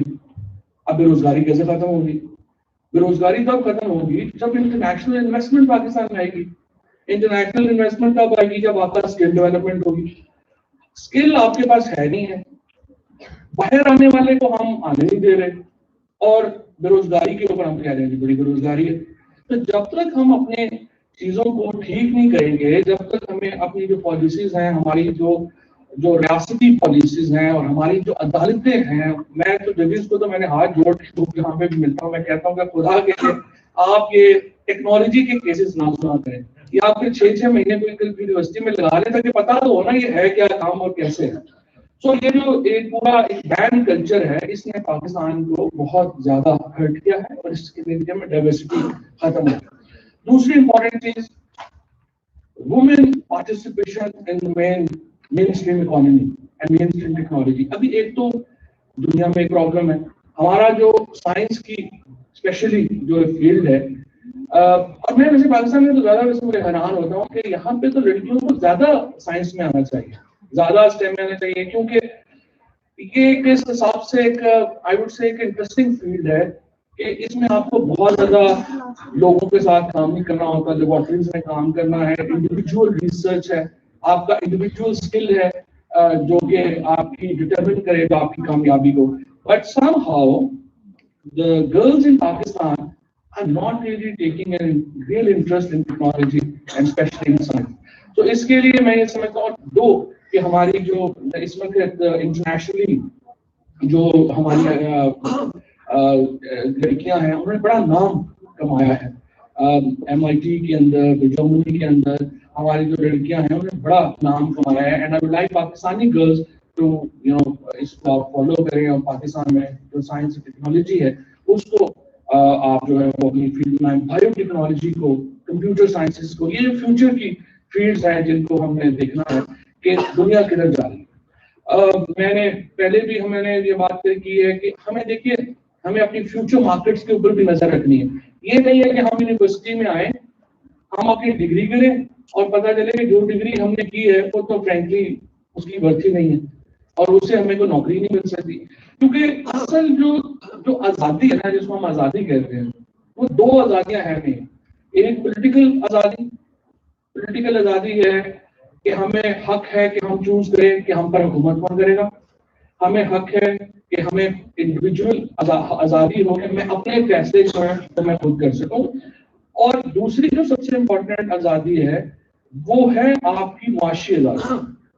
یہ سیاسی اور معاشی آزادیاں جو ہیں یہ انسان کی جو زندگی ہے اس کو شیپ اپ کرتی ہیں, اس کو بتاتی ہیں کہ کیسے جو ہے وہ جو ہماری زندگی ہے وہ آگے کیسے گزرے گی. اور خوش رہنا از اے فنڈامنٹل ٹو زندگی. اگر آپ خوش نہیں ہیں کام سے, پہلی بات تو یہ ہے کہ وہ کام کرنا چاہیے جس میں آپ کو ویسے ہی مزہ آ رہا ہو. یہ نہیں کہ ابو نے کہہ دیا ڈاکٹر بننا ہے تو مجھے نفرت ہے سائنس سے لیکن میں پڑھی جا رہی ہوں. So do what you like to do. پھر آپ ایکسل ہی نہیں کر سکتے اگر آپ کو پسند ہی نہیں, آپ کا ذہن اس میں نہیں ہے. اور فرینکلی میں تو یہ بھی کہتا ہوں کہ سارے لوگ پڑھتے بھی نہیں ہیں اور ضروری بھی نہیں ہے ہر بندے کا پڑھنا. جس کو پڑھنا چاہیے, جس کو پڑھنے کا شوق ہے, جس کو ویڈیو گیم کھیلنے کا شوق ہے وہ ویڈیو گیم کھیلے اور اپنی اس میں پیسے بنائے. جس کو ویڈیو گیم ڈیولپمنٹ کا شوق ہے وہ ویڈیو گیم ڈیولپمنٹ کرے. جس کو کرکٹ کا شوق ہے وہ کرکٹ کھیلے. وہ زمانے تو چلے گئے نا جب کہتے تھے کھیلو گے کودو گے ہو گے خراب, پڑھو گے لکھو گے بنو گے نواب. اب تو 20-20 سال کے جو کھیلتے کودتے ہیں وہ بلیونر ہیں, اور جو ہمارے ڈگریوں والے ہیں بیچارے ساری نوکریاں ڈھونڈتے پھر رہے ہیں. وہ تو دنیا چینج ہو گئی. So just forget about every thing. وہ کریں جو آپ کو پیشن ہے کرنے کا, جو آپ سمجھتے ہیں کہ آپ کریں گے تو آپ کو ویسے بھی مزہ آئے گا کرنے میں. You can actually will be able to contribute to that. So پہلی پرنسپل تو یہ ہے. پھر جو فیوچر مارکیٹ ہے, فیوچر مارکیٹ میں ہمیں دیکھنا ہے مثلا اگر آپ اپنی زندگیوں میں بھی ابھی اگر آپ دیکھیں تو آپ دیکھیں کہ ٹیکنالوجی نے کیسے ہمیں بالکل چینج کر کے رکھ دیا. مثلا جو اگر میرے ماموں ہے اسٹیٹ منسٹر پہلے یہاں پہ, ان کی ایج اس وقت 76-77 ایئرز ہے. تو میں ان سے جب بات کر رہا تھا تو میں نے دیکھا کہ وہ کتنی بڑی ٹرانسفارمیشن سے گزرے ہیں. وہ مجھے بتا رہے تھے کہ کیسے ہم پہلے اپنے گھوڑے کے اوپر گھوڑے کے سے ہم بس اسٹیشن تک جاتے تھے, بس سے ہم ریلوے اسٹیشن تک جاتے تھے, ریلوے پھر 2 دن لگاتی تھی ہماری زمینیں وہاں عرب والا میں, تو وہاں سے زمین 2 دن لگاتی تھی ہمیں لاہور پہنچنے میں, اور پھر 2 دن آگے جلدی جانے میں لگتے تھے. یعنی ایک جہلم کا فاصلہ 5-6 دن کا فاصلہ تھا. اب ہم صبح نکلتے ہیں 2-2.5 گھنٹے میں پہنچ جاتے ہیں. یہ ایک انڈیویجول کی لائف کی ٹرانسفارمیشن میں سے آپ کو بتانا چاہتا ہوں. وہ تو 70 سال کی ٹرانسفارمیشن ہے. اب ہم پچھلے 15 سال کی آپ ٹرانسفارمیشن دیکھیے. ہمارے پاس جو ہے وہ یہاں پہ بزنسز تھے جو آپ کی آنکھوں کے سامنے ختم ہوئے. مثلاً آج سے 8-10 سال پہلے میں کالم لکھتا تھا جنگ اخبار میں, اور وہ کالم لکھ کے ہم فیکس کرتے تھے. اور فیکس کی بے شمار مارکیٹس میں لاہور میں رہتا تھا, تو ہمارے پاس فیکس مشینوں کی بہت ساری شاپس تھی. وہاں پہ بندہ جاتا تھا, وہ پیسے دیتا تھا, فیکس کر دیتا تھا, فیکس ختم ہو گیا, کوئی بندہ فیکس کرتا ہی نہیں. اسی طریقے سے ہمارا ٹیلی گرامس مکمل طور پہ وہ ختم ہو گئے, تار ختم ہو گئے, خط ختم ہو گئے. خطوں کے اوپر تو آپ نے دیکھا ہے کتابوں کی کتابیں لکھی ہوئی ہیں, اتنا رومانٹک تصور ہے خط لکھنا, ختم ہی ہو گیا. ای میل بھی ختم ہو گئی. آپ تو سیدھا واٹس ایپ کرتے ہیں, ای میل بھی نہیں کرتا. سو دس از دا ٹرانسفارمیشن. ابھی بھی آپ دیکھیں پچھلے 2 سالوں کی ٹرانسفارمیشن دیکھ لیجیے, 2-3 سالوں. یہ آپ کو ہم جب یہ واٹس ایپ کے اوپر یا اپنے موبائل کے اوپر جب ہم دیکھتے ہیں کہ ٹیلی ویژن کے کلپس آ رہے ہوتے ہیں, ٹک ٹاک چل رہا ہوتا ہے, یا اور ویڈیوز ہماری چل رہی ہوتی ہیں, ہمیں لگتا ہے کہ جیسے یہ تو ہمیشہ سے ہماری زندگی میں تھا, یہ تو ہم ہمیشہ ویڈیو دیکھا کرتے تھے. But fact of the matter is کہ 2016 میں پاکستان میں پہلی دفعہ, اٹس جسٹ 2 ایئرس, 2-3 سال ہوئے ہیں کہ ہمیں اپنے فون کے اوپر ہم ویڈیوز دیکھ سکتے ہیں. اس سے پہلے تو ہم دیکھ نہیں سکتے تھے. اس سے پہلے تو دوسرے فون ہوتے تھے جو 2G تھے, جس میں بڑا جو ہے وہ ڈیٹا شفٹ نہیں ہوتا تھا. تو اٹس جسٹ 3-4 ایئرز ایوولوشن. سو جو ٹیکنالوجی ہماری زندگیوں میں تیزی سے جس تیزی سے آ رہی ہے, اور آپ کو یاد ہوگا جو یہ جو کمپنیاں ہیں ہماری جو ٹیلی کمیونیکیشن کمپنیز ہیں, موبلنگ ہے, زونگ ہے, باقی جو ساری ہیں, ये सारी क्या कर रही थी, ये SMS बंडल्स ऑफर कर रही थी कि हमारे फोन को आप यूज करें, इसमें 5000 मैसेजेस फ्री हैं. Now actually no one actually even bothers to text you. Everyone use WhatsApp. ये कब हुआ है? ये 2 साल पहले हुआ. So अगर आप देखेंगे तो हमारे जिंदगियों में 2-3 साल की इतनी बड़ी तब्दीली आ जाती है, हमें पता ही नहीं चलता. So this is the speed of technology that we are facing. This is the kind of the world we are living. And in next 5 years, 7 years, what will happen? हमारे यहाँ इस वक्त हमारा एक प्रोग्राम चल रहा है जिसमें हम तकरीबन 140 बिलियन रुपीस पाकिस्तान स्पेंड करने जा रहा है.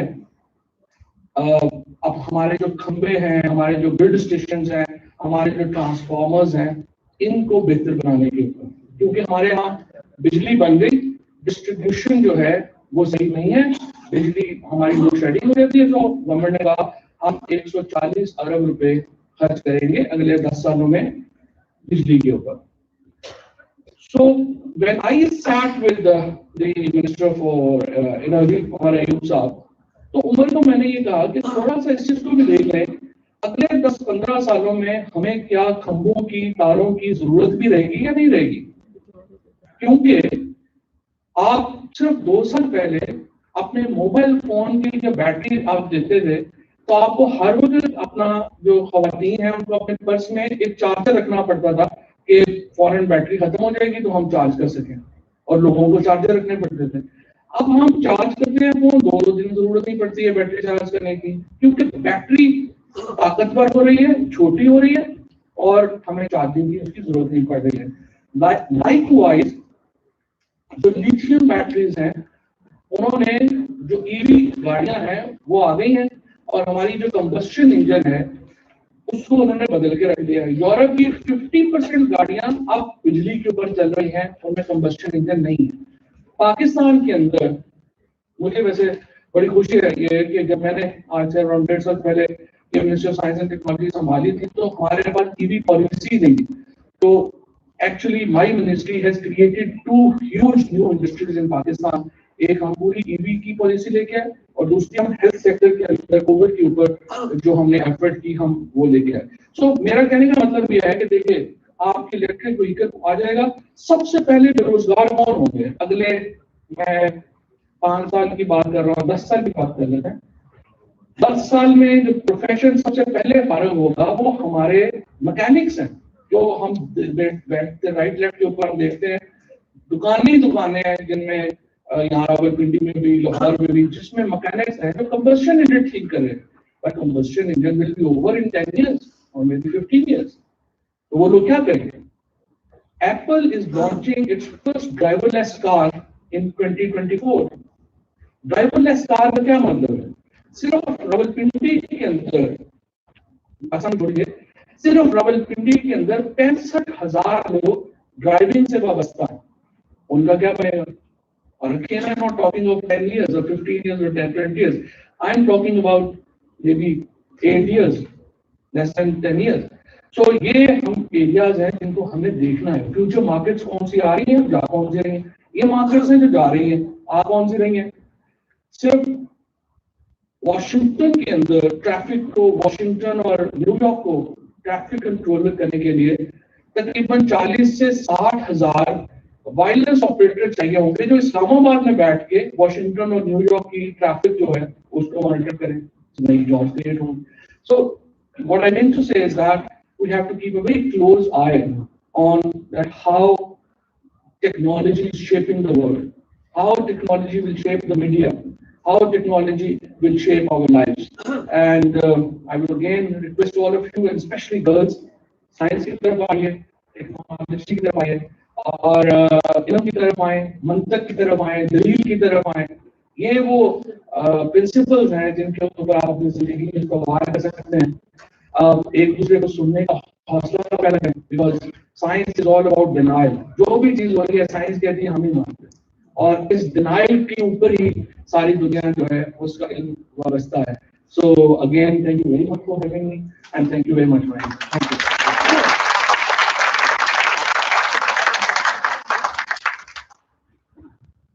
Thank you very much, sir. It's your eloquence that actually mesmerized us that we invited you the moment you enter the hall. Thank you so much, sir. Thank you so much for your kind words. I would like to invite Dr. Bushra Hamid Rahman to please, yes, Dr. Bushra Hamid Rahman, yeah. So you can basically guide sir and enlighten him about the conference.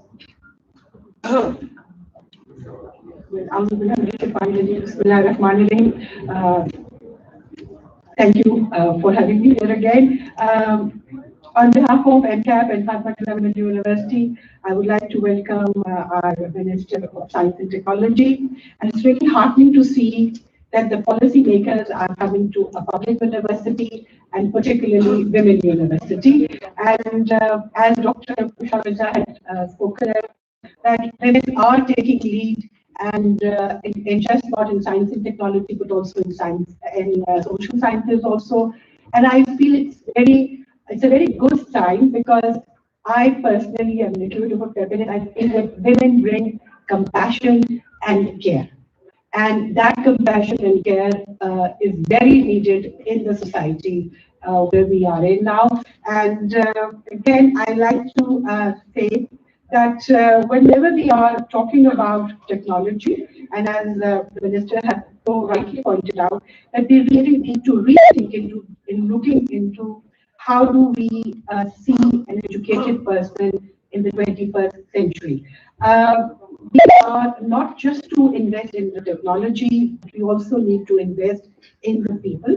And as I pointed out earlier also, that it has to be more human-centered approach. It has to be for humanity. At the same time, I would also like to say that our worthy minister had also been holding a very important portfolio of information, and he has very beautifully pointed out a couple of things that are very close to our heart. One is about the freedom of expression. Yes, we do need to have freedom of thought and freedom of expression. And a short while before you came, we had a very interesting talk of Dr. Leah, who spoke about that how important it is that the social media should become public. And it should not just be privately owned, it should not be controlled by the few. And at the same time, the state intervention also stifles the creativity process. So you have really pointed out that very well. And आपका यहाँ पे आने से आपका जो there was another face that we saw. Usually हम media में एक बड़ा conflicting और एक बड़ा confrontational face देखते हैं of our political leaders, and you're coming here and talking so passionately about education and about the future is very heartening, and it's really encouraging for us. क्योंकि हम मीडिया में और हम आज जो कर रहे होते हैं वो हम यही कह रहे होते हैं कि मीडिया का रोल सिर्फ वॉच टॉक का नहीं है, बल्कि मीडिया का रोल कंसेंसस बिल्डिंग का भी है, और उसमें जितनी ज्यादा डाइवर्स पहलू आएंगे उतना ही हमारे लिए अच्छा है और हम उसी के साथ हम आगे बढ़ सकते हैं. आपने इतनी अच्छी बात ये भी की कि हमारे we have to look forward to media education, also we have to look into new ways.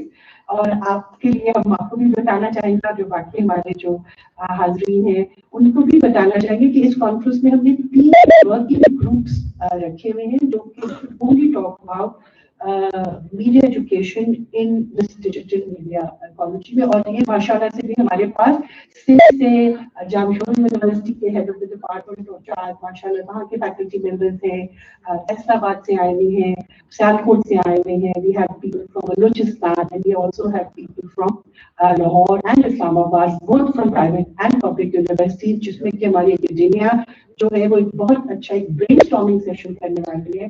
और उसमें हम सिर्फ बात ही ये करेंगे कि how do we envision media education, what are the obstacles that we are facing in imparting trying to achieve the vision that we want to achieve, and lastly what are our expectations from ourselves and also from the policy makers. तो आपका यहाँ आना जो है वो हमारे लिए बहुत खुशाइंदी है और बड़ा इंकरेजिंग है कि हम जो पब्लिक यूनिवर्सिटीज में सच्ची मुच्ची करिकुलर पढ़ने का काम कर रहे हैं और रिसर्च का काम कर रहे हैं, उसको एक्नॉलेजमेंट भी चाहिए और अप्रिशिएशन भी चाहिए, और हमारी ये क्या करना चाहिए कि हमारी स्ट्रगल भी है, और association of media academic professionals and communication professionals का भी यही है कि हमारे पॉलिसी मेकर्स को आर्बिट्ररी और whimsical डिसीजन नहीं लेने चाहिए, एकेडेमिया को ऑन बोर्ड लेना चाहिए।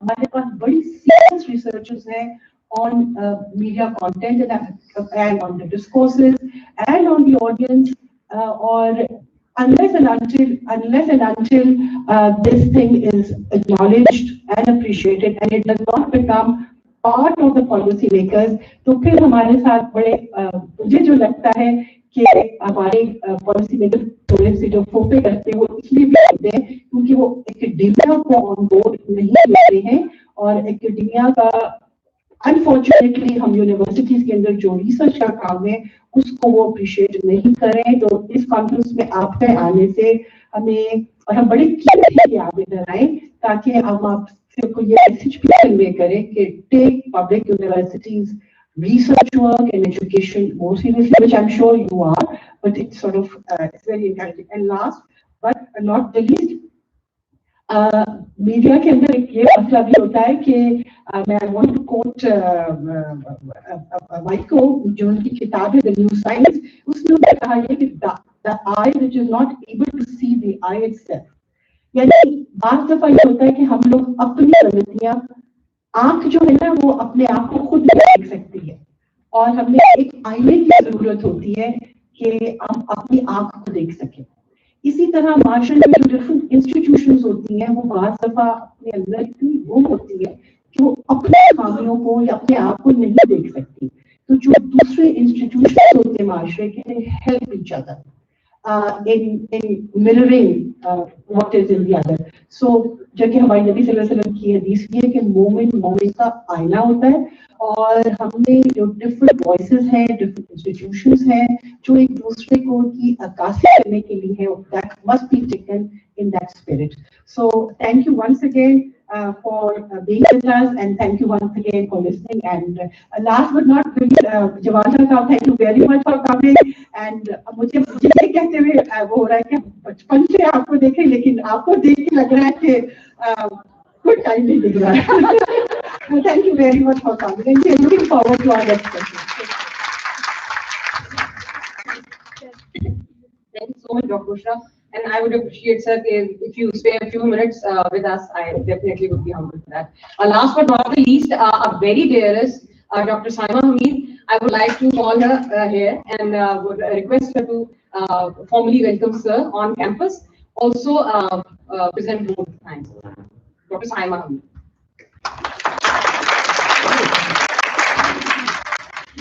Thank you, Sarah. And before you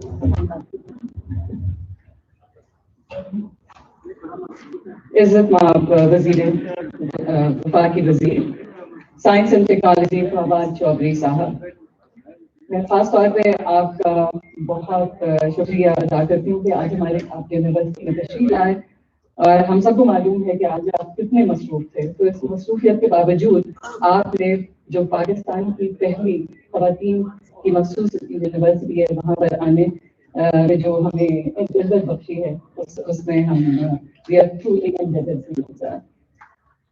आपने बहुत से पहलुओं का जिक्र किया, गिवन जो आपके रिच एक्सपीरियंस रहा है, और इतनी जो जिस पहलू पे आपने जिक्र किया वो तमाम के तमाम इश्यूज ऐसे हैं जो हमारे इस साइंटिफिक प्रोग्राम में शामिल किए गए हैं। हमारी एमकैप के साथ फातिमा जिन्ना विमेन यूनिवर्सिटी की भी टीम ने काम किया, काफी महीनों से इस काम में वो लगे रहे हैं। तो आज इन 2 दिनों में जितनी भी डिस्कशन होगी उसमें जो खासतौर पे आपने लेजिस्लेटिव एलिमेंट का जिक्र किया है, तो यहाँ पर हमने कम्पीट करना होता है ग्लोबल लेवल एक्सपर्ट्स के साथ।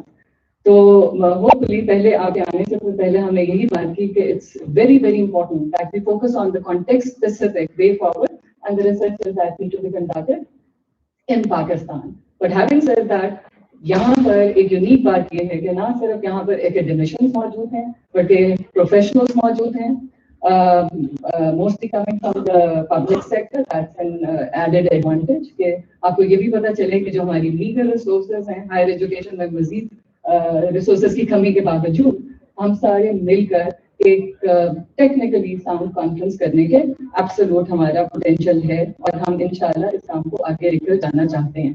साथ ही हमारे जो पॉलिसी मेकर्स हैं वो उनकी भी शमूलियत है मुख्तलिफ प्लेनरीज में मुख्तलिफ साइंटिफिक सेशंस में और ये मैं बताती चलूँ कि through a very rigorous process जो टेक्निकल कोर टीम है उसने तमाम जो मीडिया से रिलेटेड रिसर्च प्रोजेक्ट्स थे उनको ना सिर्फ स्क्रूटनाइज किया बट आज की बुकलेट में उन तमाम एब्स्ट्रैक्ट्स वो शामिल हैं ताकि उसमें से आप फंडिंग का बहुत से आपको पॉलिसी मेकर्स के लिए there are lots of lessons there already. But what we want to do is that at the conclusion of this conference, the proceedings will be shared with all the stakeholders. So we just to let our honorable guests know that we have online with us international participants, experts as well, and many of them are here in person as well. I take this opportunity to acknowledge the collaboration of Atma Women University with AMCAP and also the International Association of Media Communication Research. And we have the president here with us in person, so Dr. Nigo Pantier. I'm a very warm welcome to you. And I'm glad that you're here and the Honorable Minister can appreciate your presence. So it is an amalgam of participants that we have today, and we hope to inculcate the deliberations today into various forms, be that in the curriculum inclusion or advancing research and in devising the policy or inclusion in the policy for future. Let me take this opportunity to inform our worthy guest here that the university has, from this university, the graduates that we have produced in the last 23 years are more than 19,000. And many of these women come from different remote districts of Pakistan and they're contributing in various fields across the country.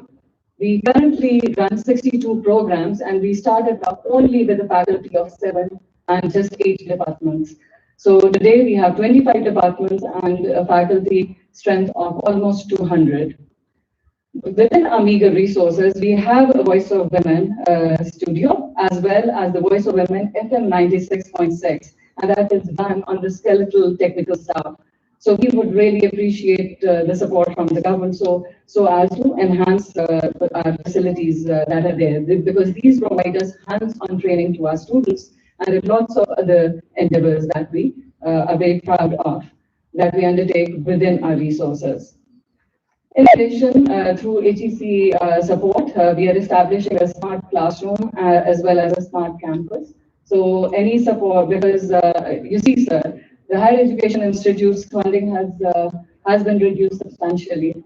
I know it's understandable given the pandemic situation, but we would appreciate that the higher education not be compromised because this has long-term gains. What the university is really proud of is the fact that in this last almost 1 year, over 1,000 alumni have been enrolled in the Commonwealth of Learning short courses. And this has been showcased in Canada as 98% of our students completed at least 4 courses during this time. So they have been enhancing their skills while staying at home. And in the phase 2, they will have access, or we'll enroll more students who will have access to Coursera, Google, Udemy courses.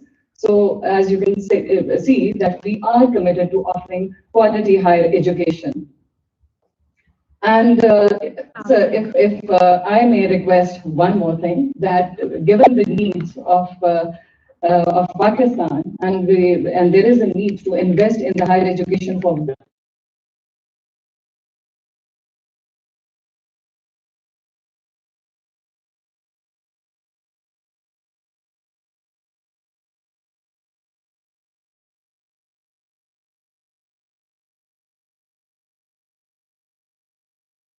in getting the water and the electricity availability expedited from the federal government, then we would really appreciate that. And what Dr. Bushra basically forgot to mention, and I think this is the highlight of this particular conference, that this is not just a conference, an international conference, lots of other institutions do that, but it is clubbed or joined with the doctoral school, which is being offered at the university. And here the doctoral students from across Pakistan will be coming, and they will get an opportunity to discuss their research projects with international and national experts. I know we're very short of time, so I thank your time, your sparing time for us, and I look forward to your taking the way forward as is defined in this conference and to the relevant quarters. So thank you very much.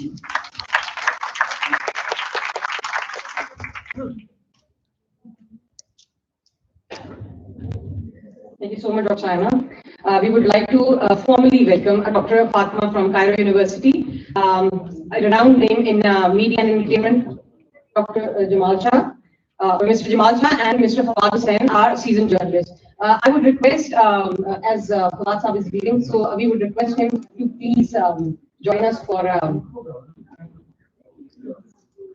yes, ma'am. So please, I would request Dr. Saima Hamid and Fawad Hussain Chaudhry sir to please come forward, and we start the souvenir distribution ceremony.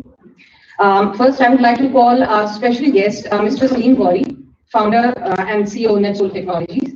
So please.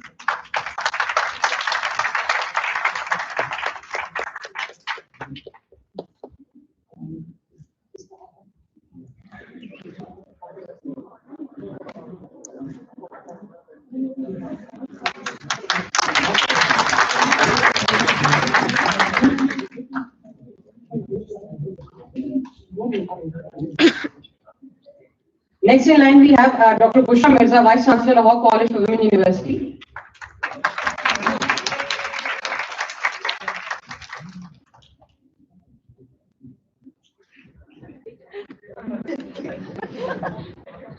International keynote speaker, Dr. Vaya Zaki.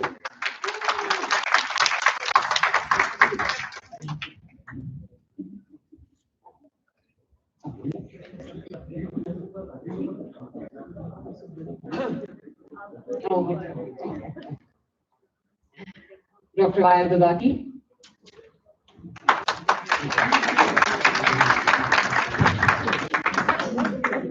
A very dear Dr. Bushra Rahman, President AMCAP.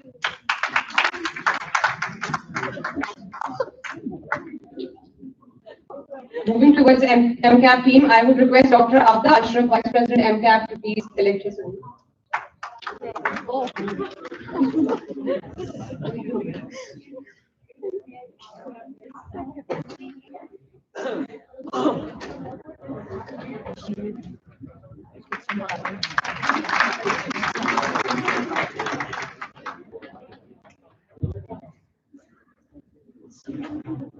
Now, Dr. Bushra Rahman.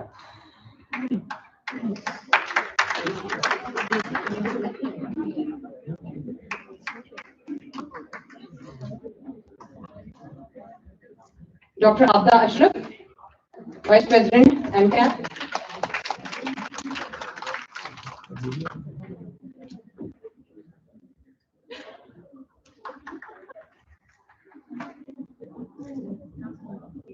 Dr. Zain Yassin,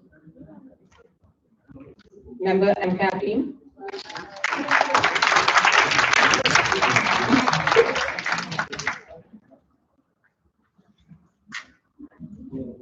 Most vibrant Mr. Fahad Mahmood, and ever energetic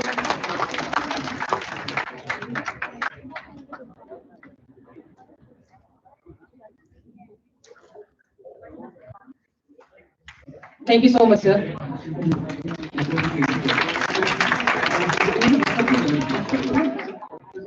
I would request sir to please, ma'am, I would request you to please present souvenir to sir. Yeah. Okay. Here, take a photo.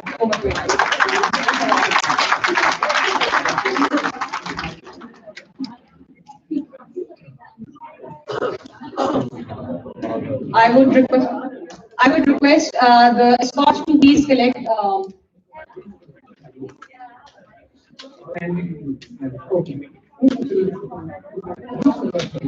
I would request the escorts to please gather all the respective guests for group photograph. AMCAP team and Fatma Janan's conference coordinating team. Dr. Anjum Zia, Dr. Salma Ambar, Dr. Nico, Dr. Fatma, Dr. Faiza, Dr. Azra Yasmeen, Dr. Shahina Ali Bhatti, Dr. Salim Abbas,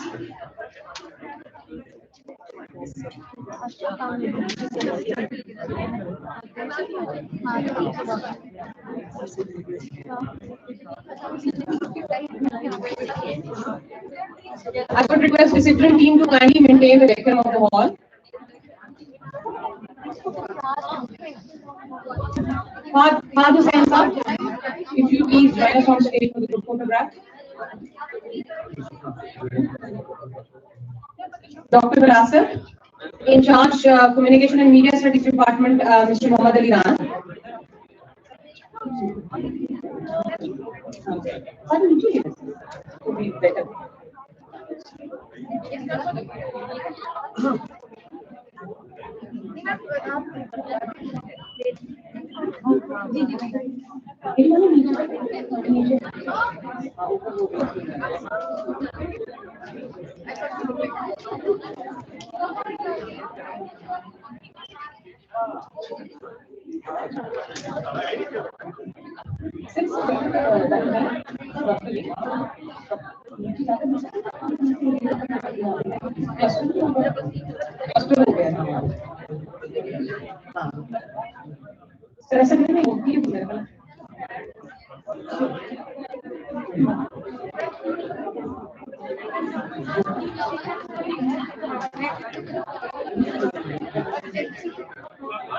Madam Deveria, please.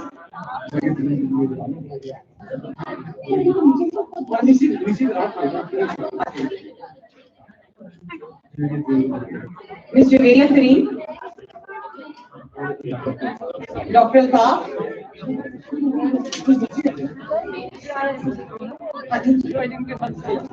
I would suggest कि अगर कुछ लोग नीचे move कर जाते हैं तो that would be better.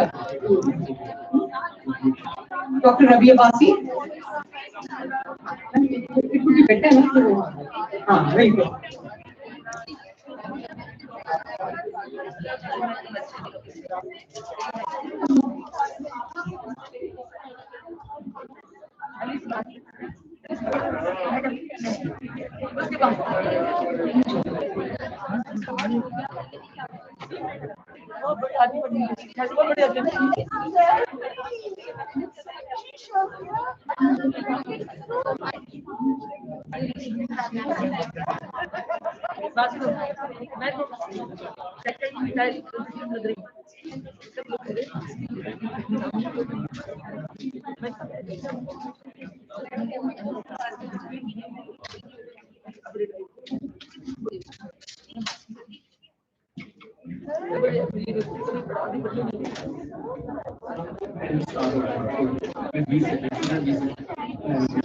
Students are requested to please be seated because our first plenary session is talking soon.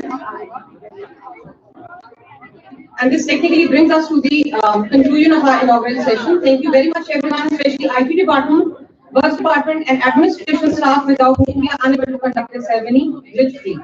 I would request our esteemed guests and dignitaries to please join us on top of this. During that time, students are requested, especially ushers are requested to maintain the discipline and decorum of the hall. And don't leave the hall till the guests leave. Thank you.